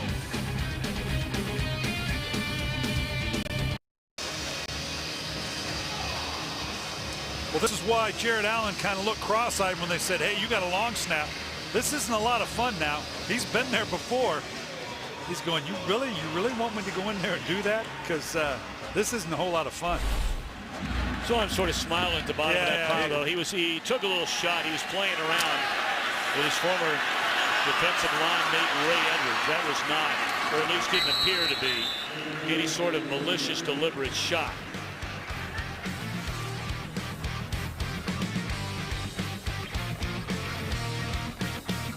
NFL game with NFL Mobile. Call Star NFL right now. Right now, Atlanta with the ball, leading by 10.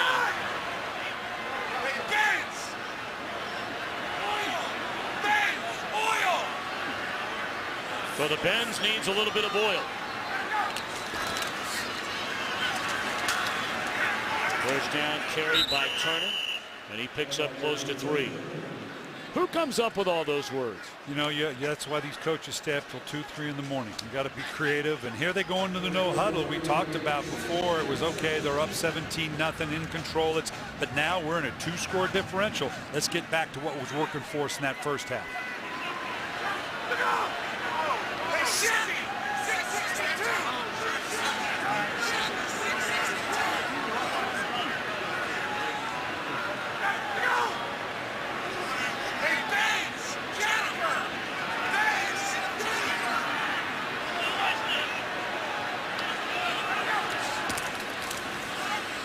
Fake the run, have Ryan roll right. Little underhand feed to Roddy White. He has a first down up to the 38-yard line. Gotta love that. You gotta love that. Just the presence of Matt Ryan. Gonna get it done anyway. You know what? They can. I'll just pitch it to you because I'm gonna let them tackle you. You can see the hit Roddy White takes here. That's why Matt Ryan's the quarterback. Wow. He's smart enough to say, let's tell you what. How about you take that hit instead of me? It was the blow delivered right there by Greenway. The initial contact was by Griffin, but the big hit was delivered by Greenway.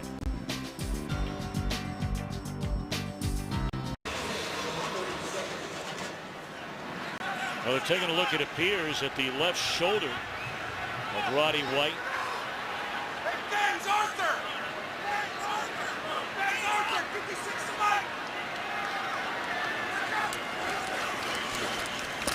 Turner dragged down behind the line of scrimmage on first down. Nice play made by LaTroy Guion in his 4th year. Listen to this now. This is just a good, he's no longer defenseless there. Wow, just a good pop. You could hear the pop of the helmets. I don't know whether it was the head or the shoulder that bothered him more. Right now it doesn't make much difference because neither one of them feels pretty good. But he's up and moving around, so I think he's going to be okay.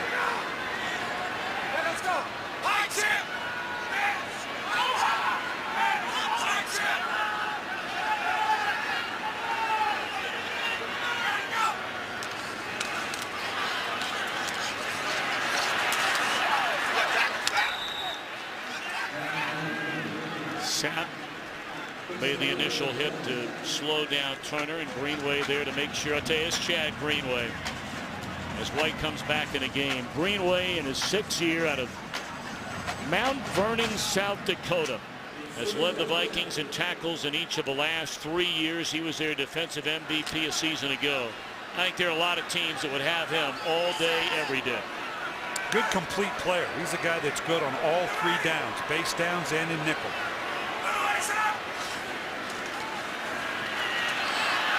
Ryan will run for it, and he's well short. Slides 3 yards shy of the first down with Greenway right there on him. Watching here, he starts inside and then has to go to run the route, carry protection, or the route I should say, cover the route, and then comes up to make the tackle. That's a complete player. That's tough starting up in the line like that, then having to turn to drop into coverage and make an open field tackle. As you said, a very complete player. Well, now all of a sudden Minnesota's going to get the football back, and we said it before that drive began. If Minnesota could find a way to come up with a stop, might have some life, and that one will bounce into the end zone, so they'll start to drive at the 20-yard line.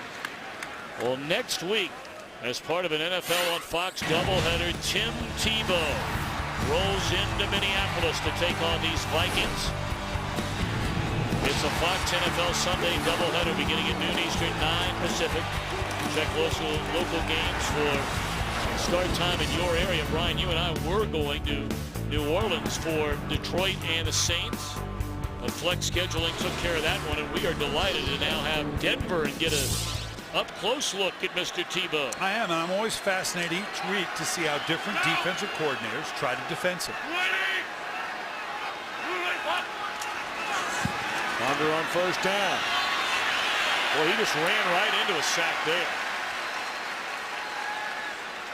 That'll be the final play of the third quarter. A third quarter which saw Atlanta not score a point after dominating Minnesota 17-0 through the first two. Fox NFL Sunday continues after a break from your local Fox station.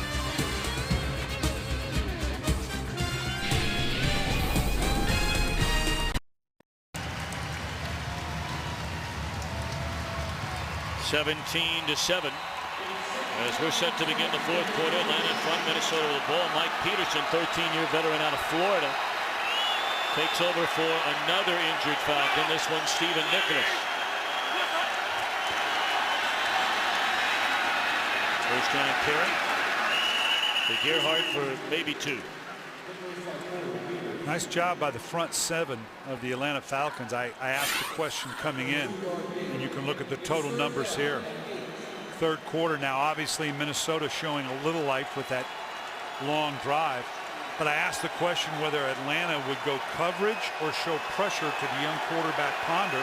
Right now they're opting to go coverage, thinking that he might throw them the ball, but in doing so could leave themselves vulnerable to the run. Certainly not here on a 3rd and long. Well, to keep the momentum, they need to convert 3rd down and 8, and hit as he throws Ponder by Troy Bierman. Bierman has done a solid job in a backup role the last couple of years, but when they sign Ray Edwards, his playing time has disappeared. Just a good rush upfield, pushes past and underneath, hits him at a perfect timing. Thought he had an open receiver, but the timing to put the ball in the dirt, nice job by Bierman. They're looking for that complement opposite Abraham. He's been solid on that right side. Weems awaits on the very short punt by Kluwe.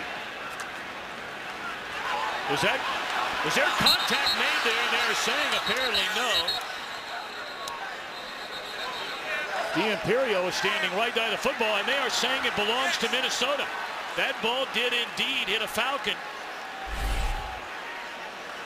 That's Dominique Franks. Right, he has no idea where that ball is, and it clearly goes off the back of him. He's just looking to get out of the way. The ball bounces up, hits him in the backside here.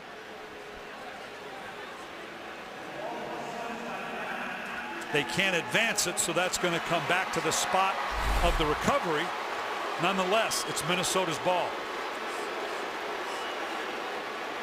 Well, now with nearly an entire quarter to play. And to punt the football, and you run into a little luck. You know, you get up 17-0. This is the thing as a coach. Can you hold it together? Everything's going your way the first half. Now in the second half, some things are happening that have got to concern you if you're Mike Smith. Goodness. No, the arm strength was the one thing that was questioned, you may remember, about Ponder coming out of Florida State. He had had shoulder surgery. He had had a couple of injuries through his right forearm, one which required surgery.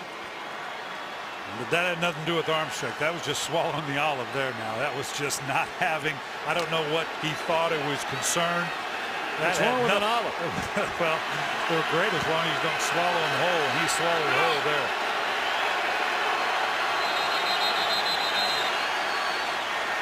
Off start, number 40. 5-yard penalty, repeat 2nd down. That's the longest tenured Viking flying saucer. Boy, this is the stuff that just kills you. Minnesota's had so much of this year, and you can say, well, no kidding, they're 2-8. There are different ways to lose, and then there are different ways to lose. That game against Oakland last week, I'm not sure either team deserved to win that game. With all the penalties and the mishaps. 21 penalties, 6 turnovers.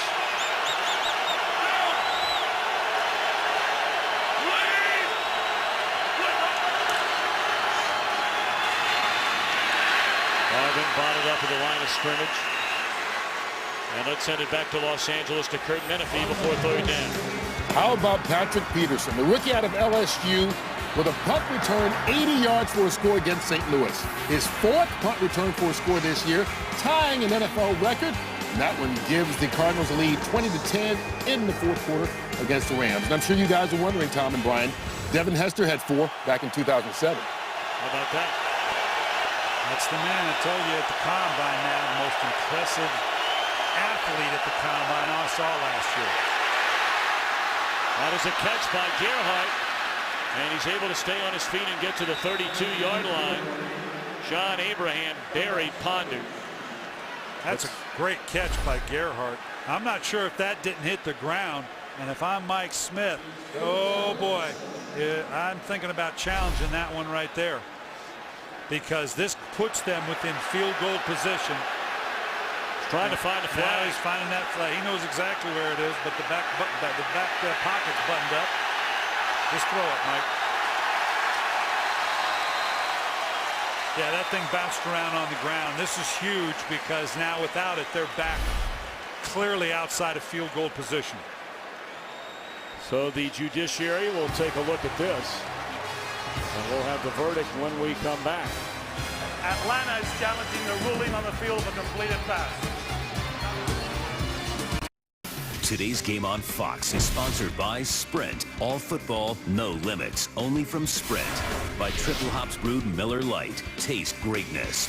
And by Chase. Don't get shortchanged. Get your cash back with Chase Freedom. Well, Mike Smith has challenged a call on the field, which was a catch, and then a run down to the 33-yard line. And there you get a look. Question was, you saw the pellets come up off the surface here. I don't see the control simultaneous with the ground. Clearly there's enough movement there. The ground, it hit the ground. To me, that's an incompletion.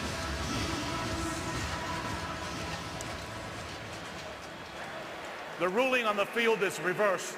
The ball hits the ground prior to completion. It is an incomplete pass. It will be 4th down. Please reset the clock to show 13:20. 13:20, please. Atlanta will not be charged with a timeout.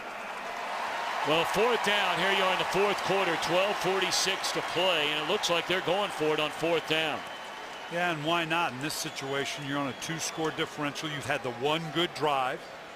You're trying to capitalize on a turnover. Talk about a test for a young rookie on 4th and 13. They need to get to the 26 to convert.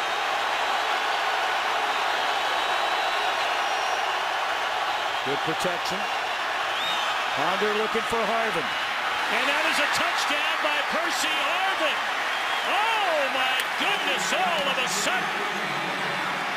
A roundhouse from the right side, and it's a point after away from being a 3-point game.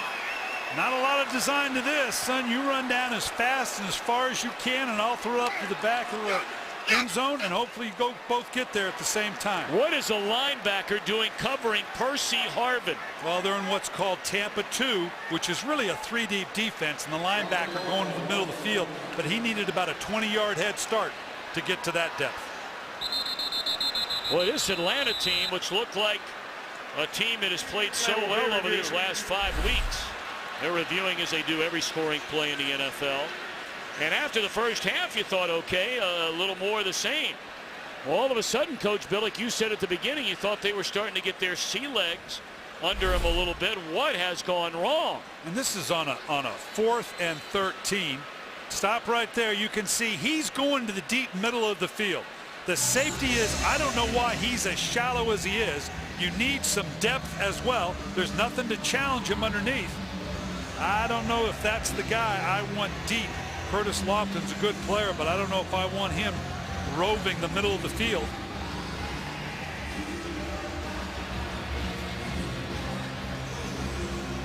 Clearly had control of the ball, maintained the process. Right foot, right cheek, left cheek. Control all the way through.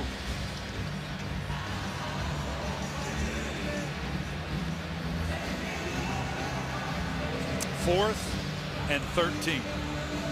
That's a gift from above. You convert on a 4th and 13 to get a score, and you're right. We have got ourselves a ball game, and the Atlanta offense has got to kick back into gear and show us what they showed us in the first half. I got to tell you, Brian, I asked you the question a minute and a half ago. But, I mean, if I'm an Atlanta Falcon fan, I'm saying, hold on a minute. It is 4th and 13.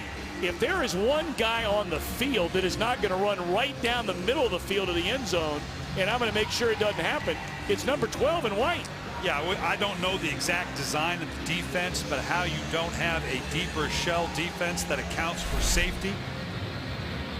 You know they're going to run someone vertical. You can have number of people in the intermediate level because you figure you throw at the 12, 14, 15-yard level, let some trying to run for the first down. But you got to count for speed into the back of the end zone, and this is the one guy that can do it.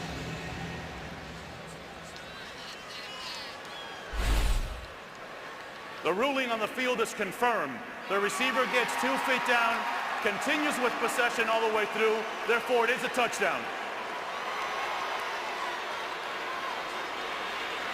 My, oh my. So now we wait for the officiating crew to get the ball placed down for the point after. And, you know, again, we bring up earlier the long snapper. Cullen Loeffler is out of the game with an injury. Jared Allen is snapping, and this is a very important point after here. Difference between a 3 and a 4-point spread. All's right, and it's a 3-point game.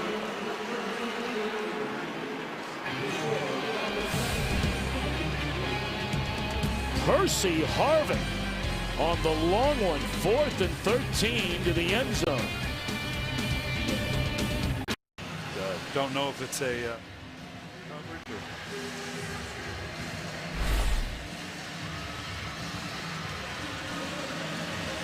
Well, you go back to the touchdown. That's Dominique Franks in coverage initially. Then the safety you talked about who was playing so short was James Sanders. I'm not quite sure why these guys, Franks went as wide as the widest. I'm more concerned with, and I don't know what it was that brought that safety, whether he was supposed to have deep coverage or they truly were relying on the linebacker to get to the middle third and for the safety to come up and take away the intermediate right. It's hard for me to imagine that that was the design of that defense. This becomes now,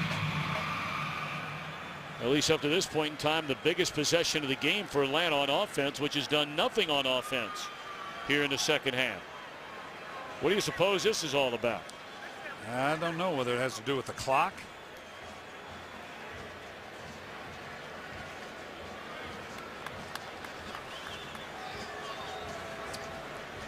Well, 14 plays, 80 yards on that first scoring drive. Of course, they took advantage of the ball hitting Dominique Franks on the punt, which gave him the ball to begin to just complete a drive. And you're talking about Atlanta or a Minnesota team, mind you, that their first 6 drives had a total of 83 yards. When we last had Atlanta, Mike Smith's #1 concern for his defense was the way they were giving up third downs, particularly 3rd and longs. And it hasn't got a lot better. They're 28th in the league in terms of giving up 3rd and long. That was a 4th and long, but it's the same calls basically. And that's a concern when you do everything that you do right to put a team into a 4th and 13 and then give up a deep one like that. Well, I'm not sure what's going on here with this officiating crew. But now they're going to walk all the way over some 70 yards down to the other end of the field.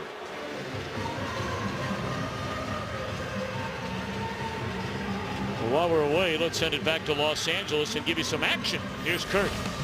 Jimmy Johnson said that Indianapolis will get his first win today. Curtis Painter trying to help him out. Reggie Wayne slips a couple of Carolina tackles, and then slipped to a couple of more. 56 yards on the run. They went for a two-point conversion, didn't get it. It's 24-19 right now. Indianapolis within striking distance. Tom, Brian? Well, we understand they're having an issue with the clock. Well, Brian, let's talk about the playoff picture in the NFC. You see right now the 4 division leaders, Green Bay, 49ers, New Orleans, 1 up on Atlanta, and then Dallas. Then you have Chicago and Detroit at 7 wins. Atlanta and the Giants trying to get there. Should be noted in the NFC, you go all the way back, and we wait. There is no problem with the game clock.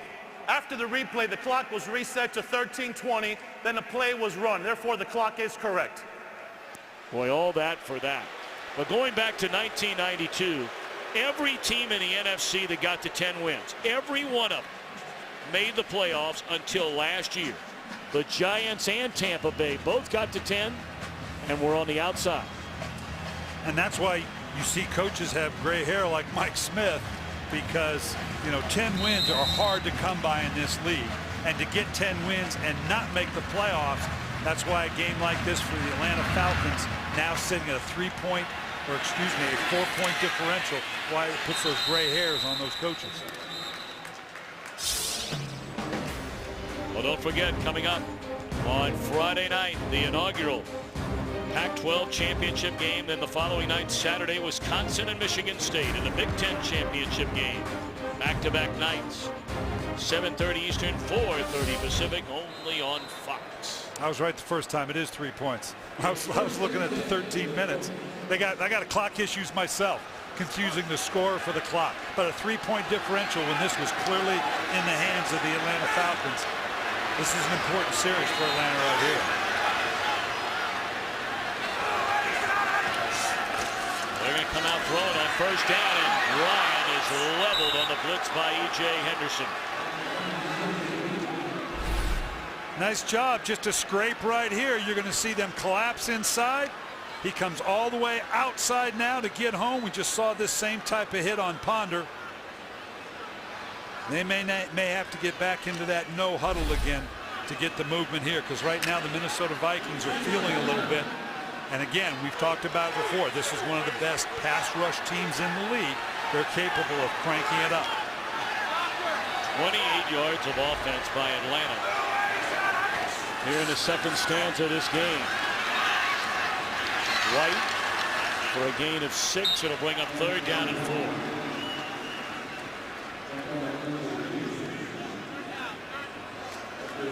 Third and 4 tends to be Tony Gonzalez territory.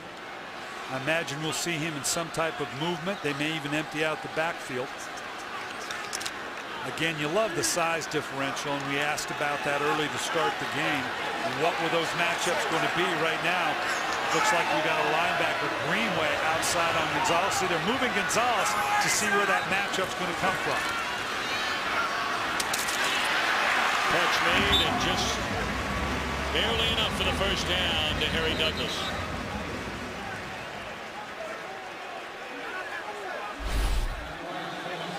You can see in motion here, he's looking for the matchups. That's what Matt Ryan wants to see. Where does it go? I don't see the linebacker moving. I know the safety's coming down. They've got to fill it somewhere. It could have gone either way. Or are they saying it's an incompleted pass? Did not have control through the process. Look, Harry Douglas is looking up. What are you going to call it? Again, this is just like anything else. Does he have control all the way through? And the ball is coming out as he gets rolled over. His body is not down. You can see he's not down yet. He's rolling over the top. Does the wrist touching? It's too late now. Mike Smith thinking about challenging it, but it's too late now. And what a tackle on the punt return made by Antone Smith. But after that call, the incomplete pass, Minnesota gets the ball with a chance to take the lead. Today's game is sponsored by the Ford F-150, the only truck available with EcoBoost. Christian Ponder and the Vikings start this drive just outside their own 20. 12 minutes to go. And the Vikings down 3, and a good first down run by Gerhardt. A gain of close to 5. And here's what you're looking at to judge this. Clearly he is not down. His knee didn't go down. He's on top of the defender. As he reaches out, he's got to come up with the ball. He's shoulder and the elbow, but as he goes down, the ball comes out. He did not maintain control through the process, I guess. Gerhardt on second down. Going to be maybe back to the line of scrimmage. Lofton there. Also coming down the line was Corey Peters. So a third down for Minnesota. Big play right here. Because all the momentum, and you talk about it a lot, has clearly swung to the Minnesota side. Look at Atlanta on offense. 15 first downs in the first half, 1 in the second half. I'm going to try to get Ponder outside the pocket by design if I can. That's where he's most comfortable. I don't want him making this kind of throw necessarily inside the pocket. What a hit by Dante Robinson on a Roma Shadim, and no flag. That's just a great play by a DB, closing on the ball. You've got to time this perfectly, or you're going to get a pass interference call. Sees it, transition right now. You have as much right to the ball as does the receiver, but you got to get there simultaneously, and he did. Great play by Robinson.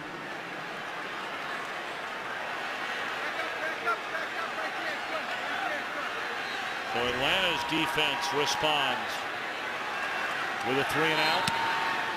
And now the punt by Bluey, another very high punt. And Weems a fair catch at the 27. Don't forget, coming up after our football coverage, get a preview of all the college football championship games, conference championship games. First reactions from coaches and players around the country. The college football championship preview coming up after our coverage right here on Fox. What happens if LSU loses in the championship? Well, you know, I was getting ready to ask you that whole thing. Of course, we're right in the middle of all SEC country down here, and to think that LSU, the #1 team in the land, has another game to play, and the #2 team is sitting as the co-leader, if you will, in the clubhouse. Well, something just doesn't add up about all that.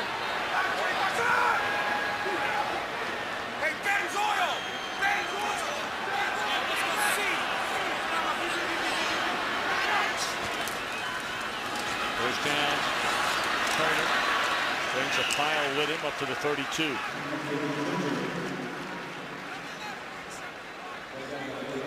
Now they're into the no huddle. We wondered how he was going to continue on, and this is where they've been at their best all day. I was a little surprised we hadn't seen it till now, but this is where Matt Ryan has been at his best the last couple games. It's what he's been at his best today. Catch made by Gonzalez, and we'll see where they spot him. He needed to get to the 37.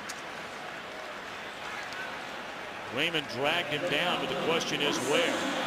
And it is a first down. Just outside the 37.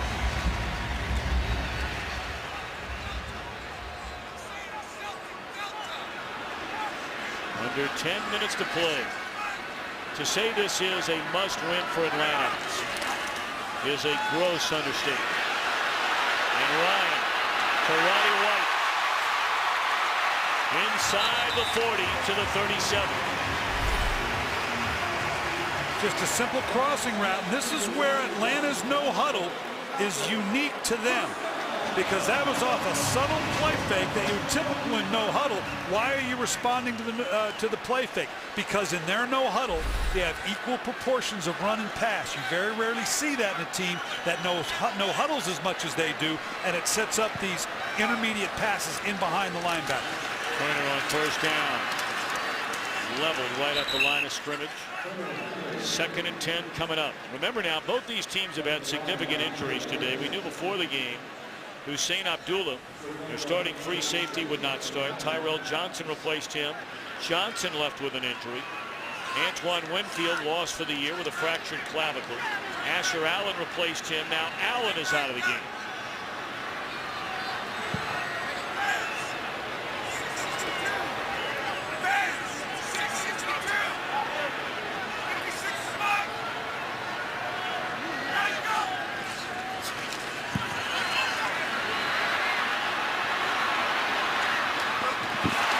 pass away, caught by Gonzalez.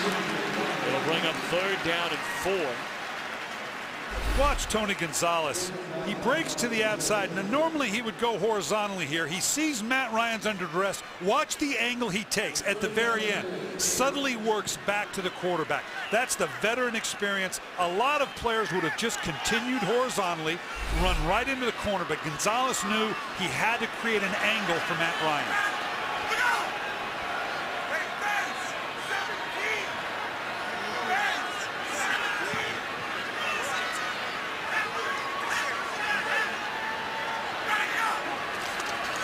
Third down throw.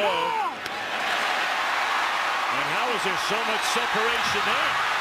And Roddy White fights his way along the sideline. And another 3rd down conversion. This one puts him inside the 10. Watch, he's got to honor the deep move. He's turning and rolling, expecting Roddy White to go vertical. He pulled back out. He and Matt Ryan been doing this for a while now.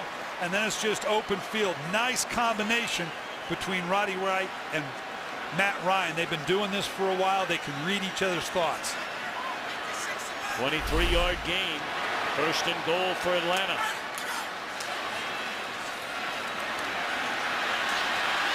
Snelling. Just outside the 3. This is what Snelling gives you. Not that Turner, Michael Turner's not good out of the backfield, but Snelling for a big man is very good. They'll motion him out, almost use him like a receiver at times. Very versatile athlete, excellent in the no huddle because of his ability both to run the ball and catch the ball out of the backfield.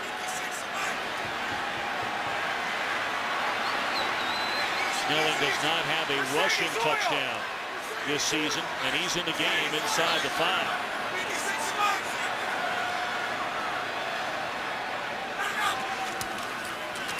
Jump ball. Great coverage. Great coverage on Roddy White by Benny Schaap, who was burned on that 3rd down play a moment ago. And Roddy White smiling. You could see, you couldn't see here earlier at the quarterback, but you knew this is where they were going. I don't know if he expected Roddy White to be wider and deeper. Roddy White came underneath. Probably needed to that just laser shot, nice and low for the catch there rather than on a high one. Nice play though by Schaap. Still no Michael Turner. They bring in an extra tight end.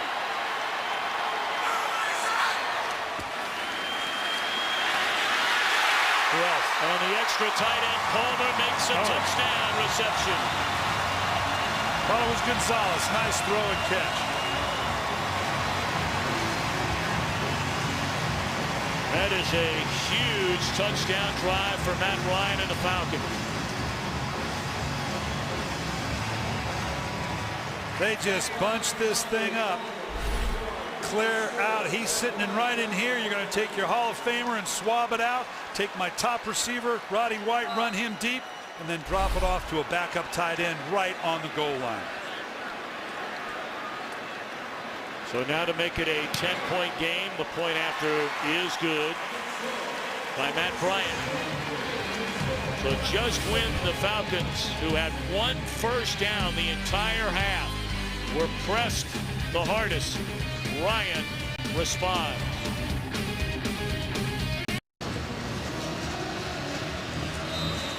On the opening half, it was no contest. Atlanta up 17-0.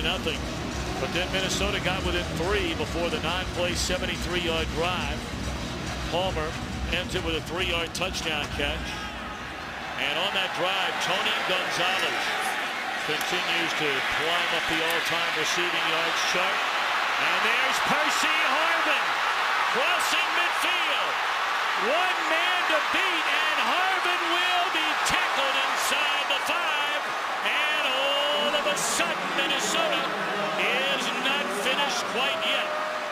They put Harvin back there, down by 10, and he delivers the goods. This is watch the acceleration. First he's in 1 gear. Now he's going to go into another gear. This is a great play by Chris Owens. Never concede anything. That's just sheer raw. This guy grew, woke up this morning with this ability right here. Well, what a player he is. They tried to limit his kickoff returns, his punt returns, because he's not a real big guy.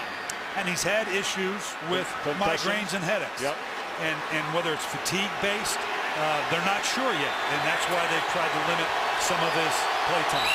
Oh, they have to spend a timeout. Boy, there's the stuff that when you just watch it and you wonder, where is the organization on the field? Now, granted, Harbin was coming off the field. But that goes beyond a rookie quarterback. Absolutely. It'd be real as you say, well, you got a rookie. That's not the case. Okay, if a guy's hurt and injured, you got to get your personnel in. That's got to be accounted for in the call. We saw it earlier on the last drive. Now, they overcame it on a 4th and 13. But what'd they do? They had a penalty. They moved themselves back. They had to call an extra timeout there. This can come back and bite you. But right now, to take advantage of that huge return. When's the last time you saw a return 104 yards that wasn't a touchdown? Well, Harbin now has his legs back, and he's in the game. Back in the backfield right here. They're going to throw it.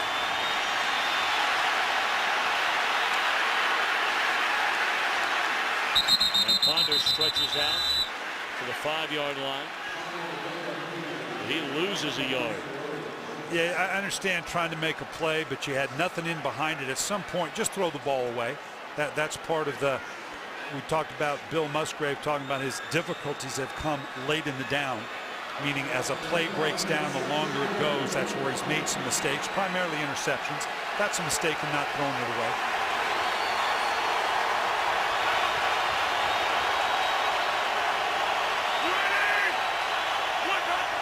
Harbin in the backfield, they give it to him.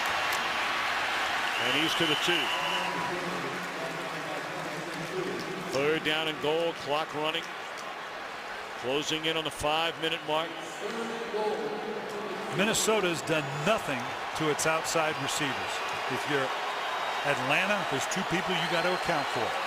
Percy Harvin and Desante Shenko down here in the red zone. Not that the others can't make plays, but those are the 2 guys that if they're going to get in the end zone. Harvin again in the backfield. Harvin in the backfield, Shenko right there.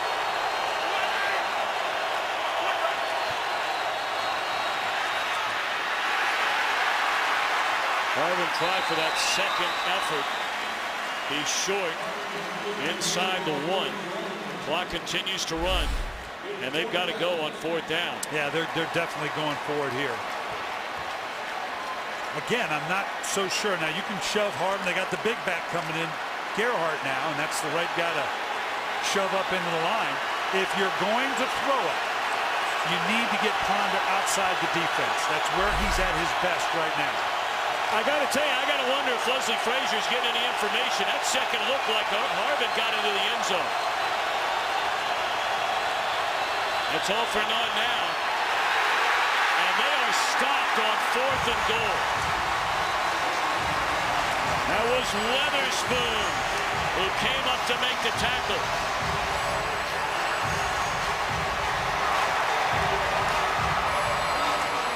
Spoon, they call him for obvious reasons.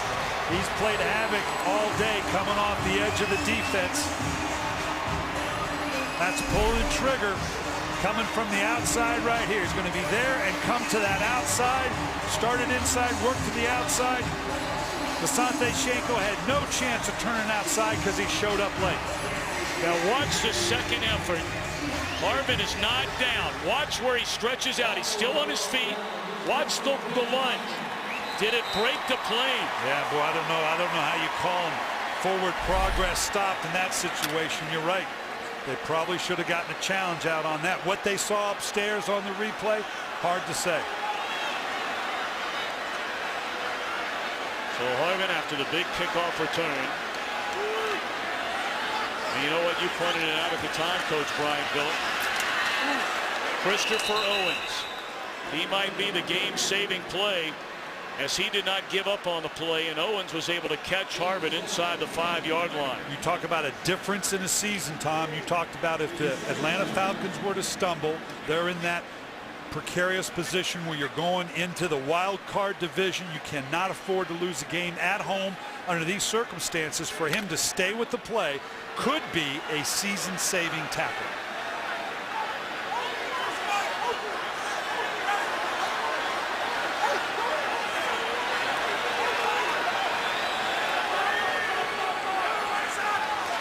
Vikings have 2 timeouts left. They swing it to Rodgers. He's tackled by Greenway at the 4 to bring a 3rd down. Right here, this, and as a coach, I tell you what, you can build on this. You constantly talk about finish, never give up, fight to the end. That's exactly what we're talking about. And then a well-schemed, pull the trigger, believe in your preparation, come off that edge. 2 huge plays. Your offense goes 80 yards the length of the field to score. Your special teams let you down, but you have a player like Chris Owens fighting to the end, and then your defense comes up with a stop.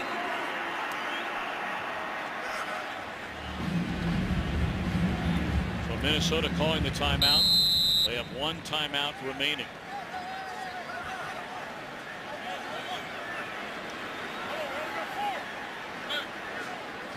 Wouldn't this be a place for Julio Jones to show up with that shot down the field?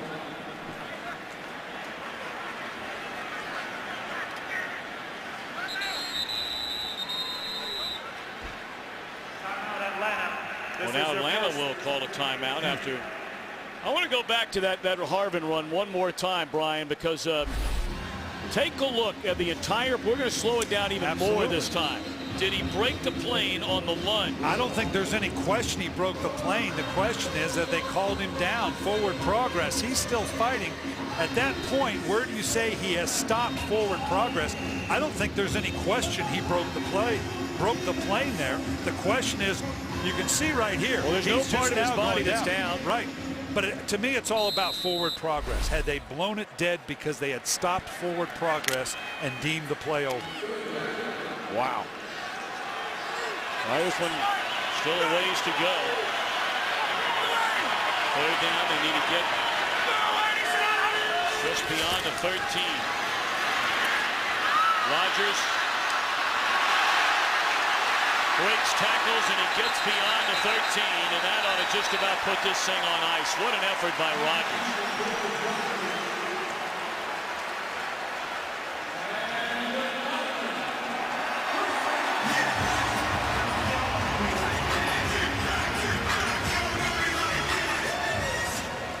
Well, they got Rodgers in the 5th round because they needed this element. They had the big play receivers outside, the tight ends, the big physical backs, this scat back mentality, a guy you can motion out of the backfield that can do something like that. That's exactly why they picked up Rodgers when they did.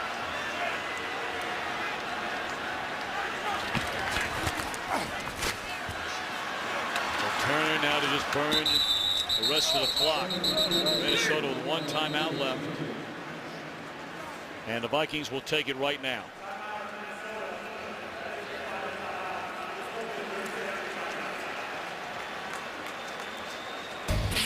Since 2007, NFL Play 60 has been traveling the country, helping the youth of America to be more active and healthy. This spring, the NFL Play 60 buzz is going to come to a deserving community. It could be yours. Visit msnflrush.com/bus. Find out more. I had a chance to meet Billy White Shoes Johnson. He was leading some of the Play 60 kids out on the field today. Boy, you talk about a guy that looks great. Did you see him today? No, I did not. I would have loved to have seen him. What a great program that is, that Play 60. Man, he looks tremendous.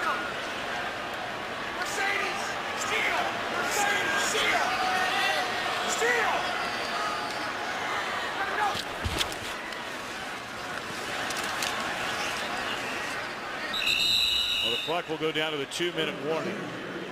It'll be Atlanta's ball and a 3rd down coming up, 3rd down and 4. So 2 minutes away, Mike Smith's Falcons from going to 7-4. And of course, the New Orleans Saints will play at home against the Giants tomorrow night. Offense early, defense stands tall, late.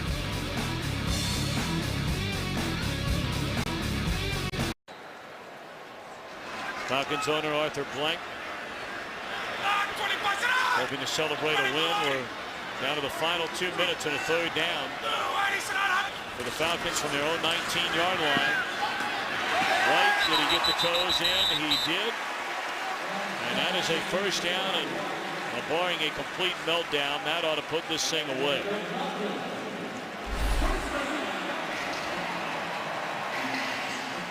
White left control through the process.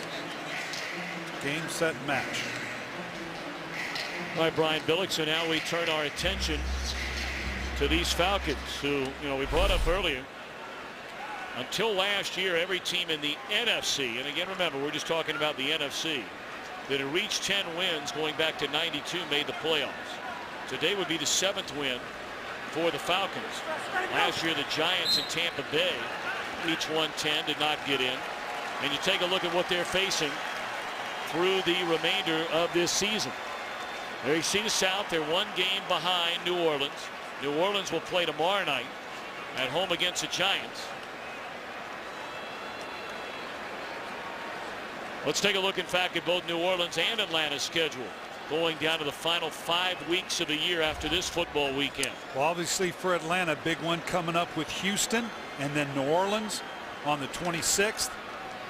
Obviously for New Orleans, you've got a whole nother, you got the Giants, you got Detroit, you've got obviously a whole bunch more left to play. Here we'll come back to it here. The Giants tonight, Atlanta, obviously the big ones. You got to throw Detroit in there. So of the two, beginning with New Orleans this weekend, you got to say probably equitable in terms of who they're facing. The other thing you got to remember is here 4 days for Atlanta to get ready for Jacksonville. Then they have a full 10 days to get ready for the Saints, which is huge because that's the Saints on the road. Thomas Dimitroff on the left, Rich McKay on the right, president, general manager of the organization. Got to like what they're seeing. So they will celebrate a win. It looked like they'd be able to do it. I'm not going to call it the easy way, but they had a 17-0 lead at halftime. Minnesota got within 3.